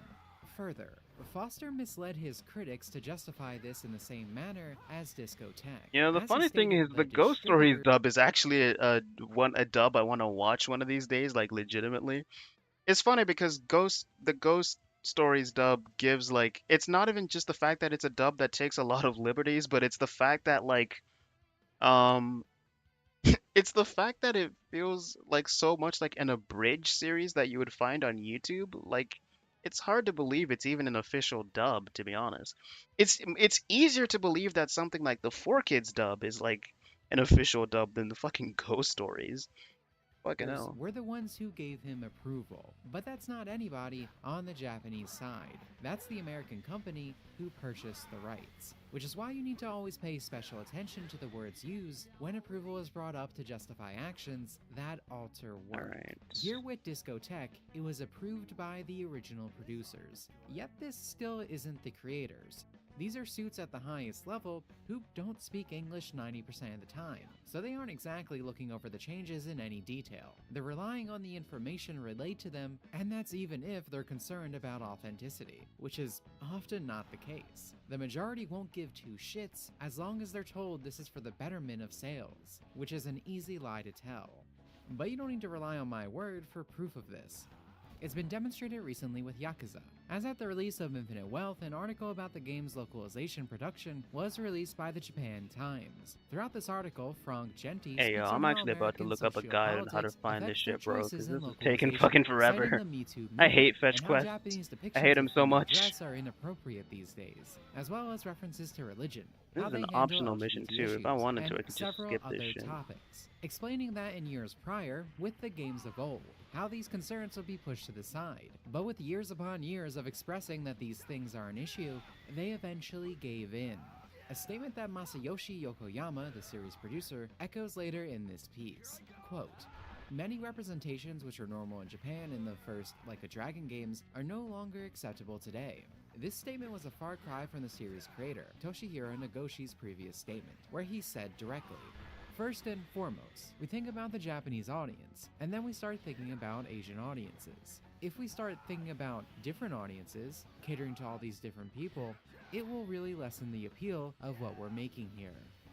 I couldn't have said it better myself. I mean, he's not Of wrong. course, he's left Sega, so no surprise the series changed direction, but regardless, as you can imagine, the Japan Times article and Masayoshi's words created quite a storm, from both the East and West. And the result was Masayoshi making another statement. Here he clarified Super that the finish Japanese version again. and Western release do not have any differences, that the localizers were making sure to only cut out things that were unacceptable. This didn't smooth over anything, as it only confirmed what people were complaining about. But I think I therein see an lies why item this over story there. is That might important have for what I'm today's looking for, discussion, hopefully. and every discussion of localization. Not only are we the consumers lied to about the approval of the creators, Oh, but those it's just a producers, fucking car. creators, and all other There won't be sides of the anything in there. industry are lied to about our approval. Masayoshi was made to believe that the content would be something no one desired to be in the game, so he misunderstood the issue. I often say localizers try to contort these works into their own worldview, even if they're not as brazen as Jello. But it doesn't stop You there know at what? fiction. It's funny This that clearly he mentions works trying to contort like localizers trying to contort works into their own worldview, because I just spent like the past 20 minutes defending the ADV dub of Evangelion, but the funny thing is, in the DVD release of the ADV dub, the like the lead script writer for the dub, like presents like an interview of himself in there where he gives his own personal interpretation of the events of Evangelion, like he's an actual authority on the story at all, when he's not. He's just the guy that wrote the fucking dub script.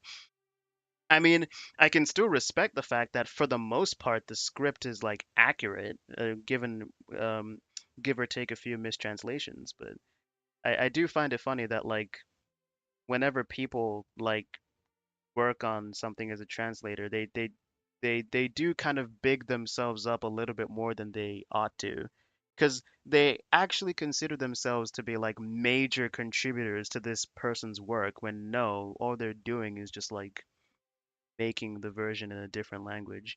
Uh, like it, I don't know.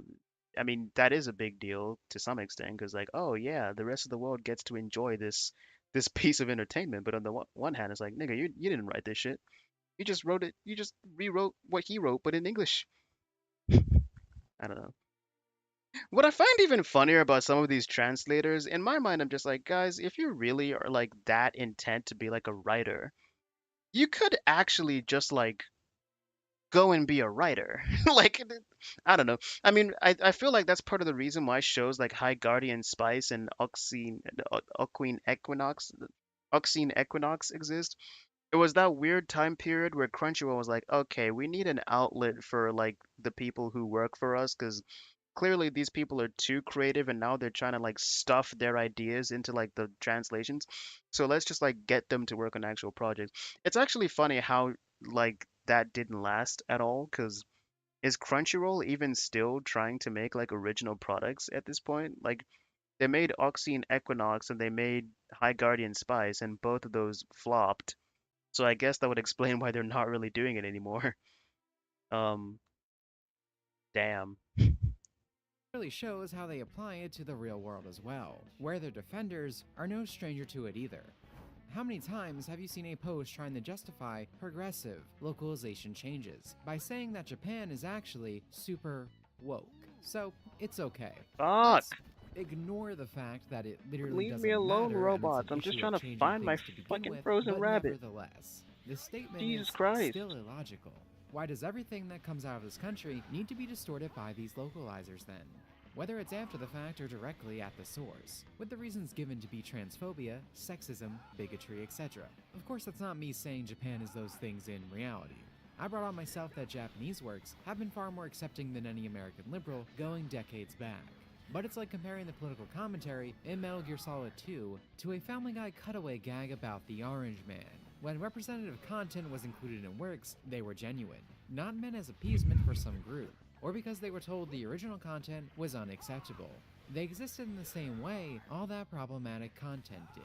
So to reiterate, Holy just shit. as we're lied to about this Fuck supposed me. wokeness, whether it's the altering of the content to hide the truth or further lies about the people behind it, the creators are misled just as well.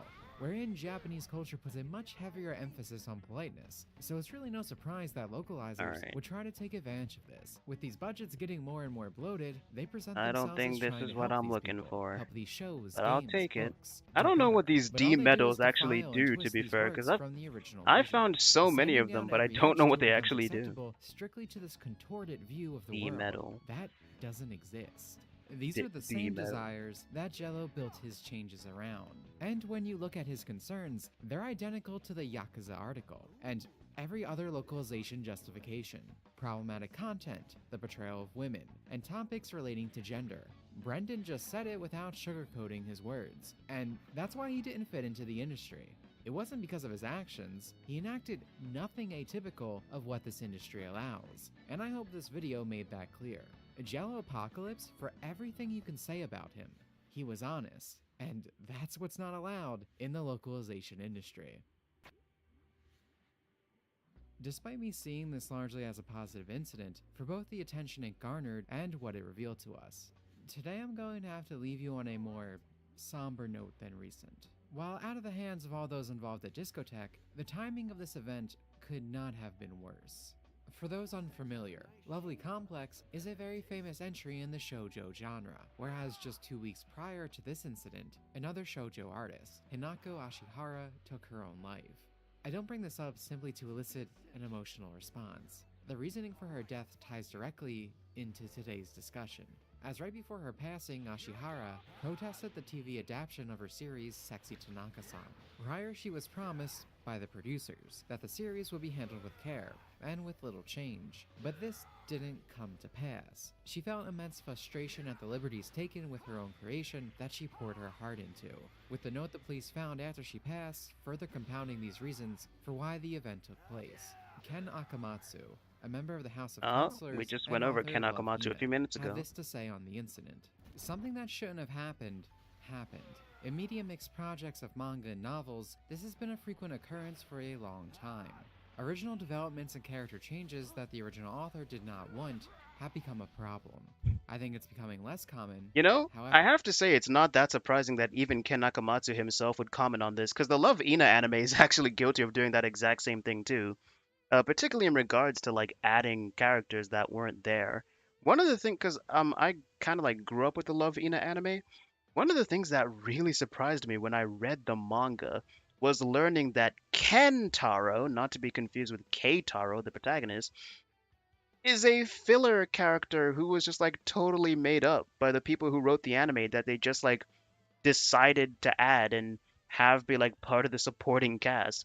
He does not exist in the manga, and it's like really funny because like the whole purpose of like his initial debut is that he's actually like a childhood friend of Naru's and is like a potential love rival to Keitaro, and that just like turns out to be stuff that the anime just like completely made up.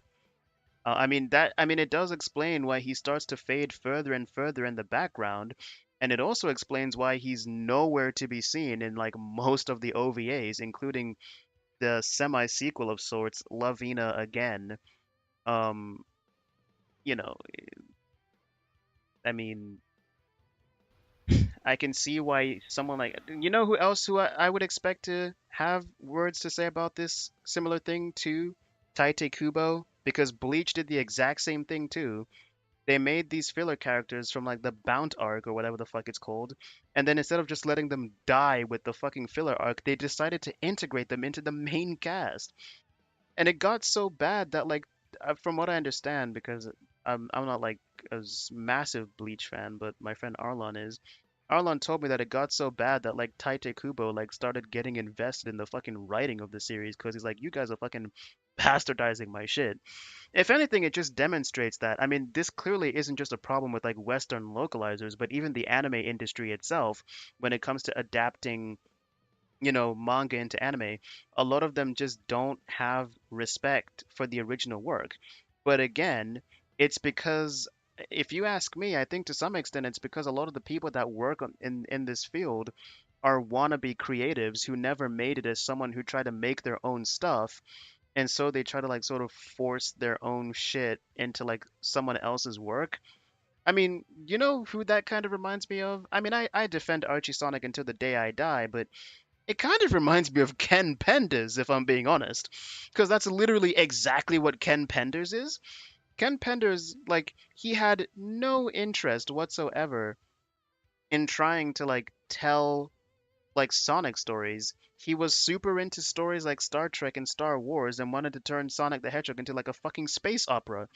And that's why it's not surprising at all that his pitch for a Sonic movie involves the planet getting blown up and, and the characters going to space so that he can actually legitimately just turn Sonic the Hedgehog into fucking Star Trek. I don't know. It's it's pretty funny, but I mean, I feel like I'm kind of hypocritical in that regard because I would say I'm kind of similar too. Like for example, when I got invited into projects like Missing Links, I was like, "Oh, fantastic. I have like a bunch of ideas that I wanted to do for a potential continuation of Carl Bowler's run." So I'll just like kind of incorporate them here wherever Alex allows me to. Granted, you know, and that's basically what that fucking like 10-page document that I made is. Um, but I don't even know if anything is happening with that project anymore. There's still a lack of thoroughness in terms of prior explanations and contracts regarding secondary use. This is a problem for the original author, but the original author also needs a place to go for advice and knowledge, in case they're not satisfied with the explanation beforehand or something happens later that is different from what was promised. Though I don't wish to dismiss the fact that there was certainly more going on with Ashihara that would lead her to commit such an act, it still shines a light on why I care so heavily about these things. This affects people. It's something these creators put their all into. Their heart, their soul, their dreams, and their ideas. Which makes it all the more ridiculous that Discotheque's statement was not only a masterclass in gaslighting, but those I in don't charge. I don't think Dimitri Monroe realizes that like the audience that he's referring to consists of people who would probably be like, well, the person who created this manga is like super transphobic and they made a transphobic manga, so if they kill themselves, it's a good thing. Like I don't think he so like him like bringing up like don't get me wrong, it's absolutely messed up that it turned out that way, and I'm very much aware of like how like I mean, most creators just don't like it when you change their shit. Like it's not that surprising at all, really. You know, we have stories of like the Karekano mangaka, for example, not liking the changes that were made to Karekano. Or like, you know, I just mentioned Tai Takuba earlier. Even Toriyama was like, hey, I'm not a particularly huge. Well, I think Toriyama doesn't hate the Dragon Ball Z anime, but like, I know that he doesn't like that the Dragon Ball Z anime like made Goku more heroic and held him up on a higher pedestal than what he initially intended, which I personally think is the reason why Goku is written the way that he is in Super. It was very clearly Toriyama's attempt at like trying to correct the misconceptions people had about Goku as a character and then possibly overcorrecting too much to the point where he kind of flanderized and bastardized the character depending on who you ask. Um, but yeah, it's I do wish that a lot of people would just have more respect for creators' work. But the thing is, um, Dimitri is kind of overlooking one fact, which is why he's not necessarily overlooking it, but like no one is gonna respect a work if they feel like it's reinforcing like negative or harmful attitudes. Um, you know, like some people out there probably do take their job seriously about like, oh, we want this to be as accurate and faithful a representation of the original intent as possible. But like it is hard to respect and treat with respect something that you consider to be, you know, what I just said. And from the perspective of these localizers, from they clearly consider themselves to be like minimizing or reducing harm by making these changes to the work. Um, I mean, it's really no surprise that like most of the people who come to defense of these localizers are usually people who identify with the groups that the localizers consider themselves to be protecting in the first place. Um, so it's I don't know. It's an interesting conversation to say the least. Um, Charge like Justin Savakis were actively mocking all those concerned on his social media. While Ashihara's situation shows it's not just an issue that affects solely localization, it is certainly an issue that plagues this industry more than any other, with the little respect those in it seem to have, whilst trying to hide and deceive others to cover this fact. However, it stands to reason that this industry's deception works on fewer people by the day. The ones looking into these things, contacting authors, and getting these localization companies in hot water is us. That's why I truly have disdain for those enlightened centrist types who go both sides or say you shouldn't be aggressive about these things, calling you right. cringe for genuinely caring. That's the crux of it for them. They don't actually care. They'll gladly throw these works and the people behind them into the trash, if it means making them look better to the social consensus, which is the least important thing in the world if you ask me. But, on that note, it's only those who act who have ever achieved anything, both concerning this topic and the world at large. Just spreading the information, complaining, and contacting companies is all part of that. The Jello Apocalypse Maybe if situation I does not leave only the serve as map and another then glimpse into respawn, how I'll truly find the despicable item. the industry is behind the facade it presents, but also a glimpse into how people are enacting change in protest. The suits of these companies are restricting localizers' ability to alter others' works of art. And though this has led them to be stinkier in their execution, all that means is we can't be Fuck. distracted by a few nice words to throw us off the trail, in the same way many were by discotheques. It has reached the point that some Japanese companies themselves are now going as far to even cut out the localization aspect entirely, as I discussed in my last video. So, I thank Jello Apocalypse for his brazen stupidity, because it showed us yet another example of how everyone contributing to these controversies are undeniably bringing about positive change, not only for ourselves to experience these works as intended, but for the very people Wait, I thought there who was create 3 them. enemies left. That's actually way less than I thought. Well, thanks for watching, Oh my fucking especially to god. those appearing on screen, Bro, that video was whether they almost be an paid. hour long and I'm still on this fucking mission. Holy shit. Where the fuck is this fucking frozen rabbit? To be honest, I don't even know how I found the 2 that I already have. That's why I'm like so lost right now. Like, how did I find this shit? I think I found one of them by like destroying a rock, which is why I've been like trying to destroy more rocks and hoping maybe something will come across that way.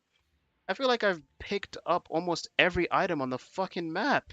Holy shit. I hate this. Nope, that's just high quality onions, which I already have plenty of. I do not need any more fucking high quality onions, okay? Ah.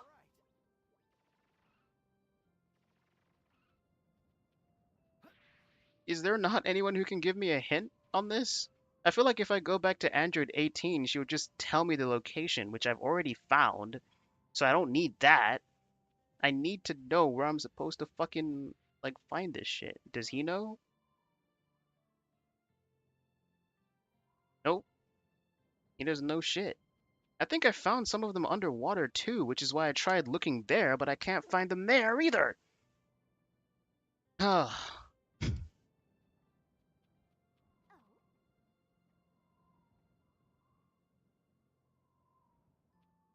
Can anyone tell me about the fucking rabbits?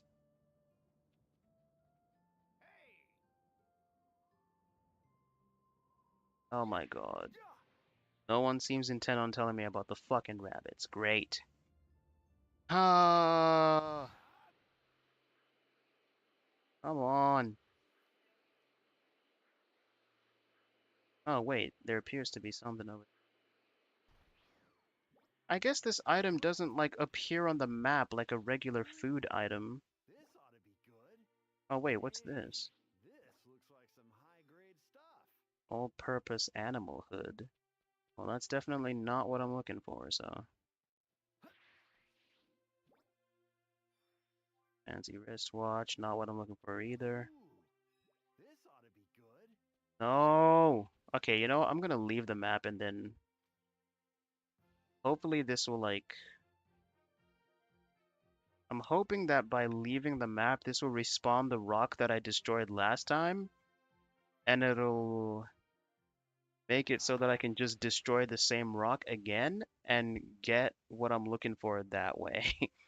Okay, because this is starting to piss me off. Ah, I'm actually very close to just looking up how to do this.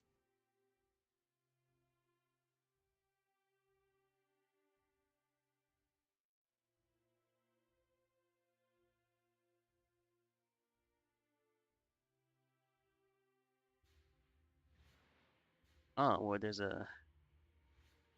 Oh, God. Imagine if it's just there. That'd be really funny. Oh, wow. Wow. Was that always there, or is that there from me making the thing respawn? Well, anyway, the point is, the mission is fucking over now, and I should have just done that to begin with, if we're being real. Because we spent way too fucking long on this mission. Holy shit.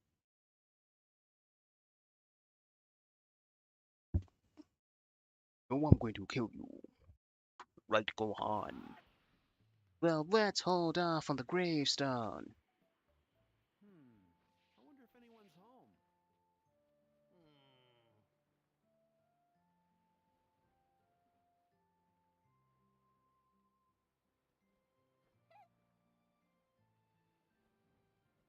Very well.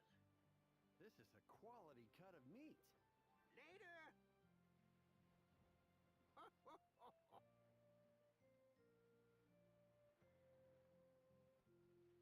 Uh-huh. Alright. Ah.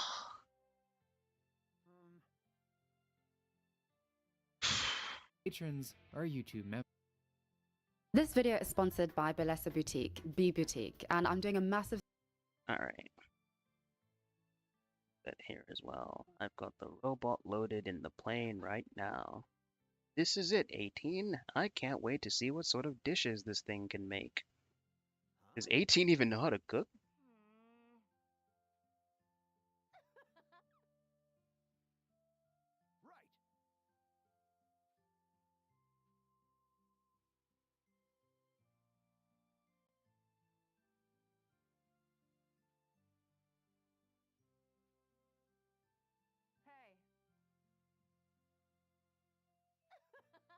Oh, I see. It needs the magic ingredient.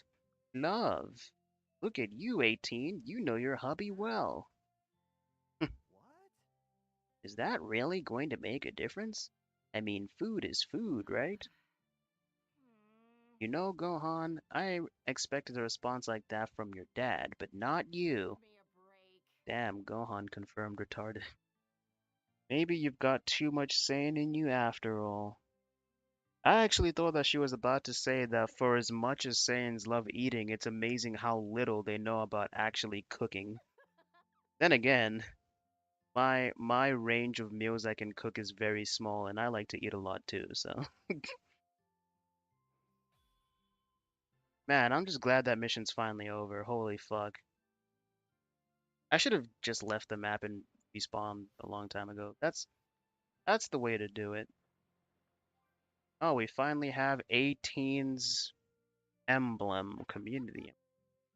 That really hit the spot. I loved everything. It all tasted amazing. Thanks, 18. I feel like a new man now. Good. And as a new man, you need to hurry up and find a place to work. Right. I'm on it. Man, that food was out of this world. Krillin needs to find a job, except he ends up not finding one until like almost 10 years later and chooses to become a cop. I honestly want to watch Krillin's adventures as a police officer because obviously Krillin would be like the most overpowered cop imaginable. But I feel like the crime rate would go down instantly with Krillin out on the beat. Gotta make sure I'm in tip-top shape for the tournament.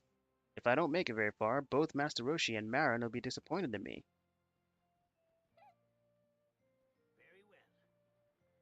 Okay. And you know what? With that being said, we didn't get as far into the game as I thought. And honestly, for some reason, my neck is feeling so stiff. I don't want to sit here anymore. I want to lie down on my fucking bed.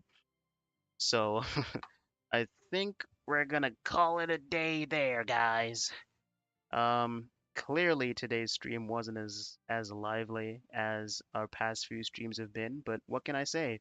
For the past few days, we've been talking about drama, and for once, it's back to Chill City, where we're just being chill, playing some Dragon Ball Z Kakarot.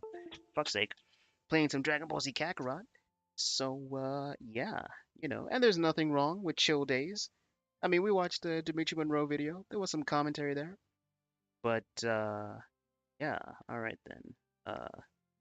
Later, guys. Oh.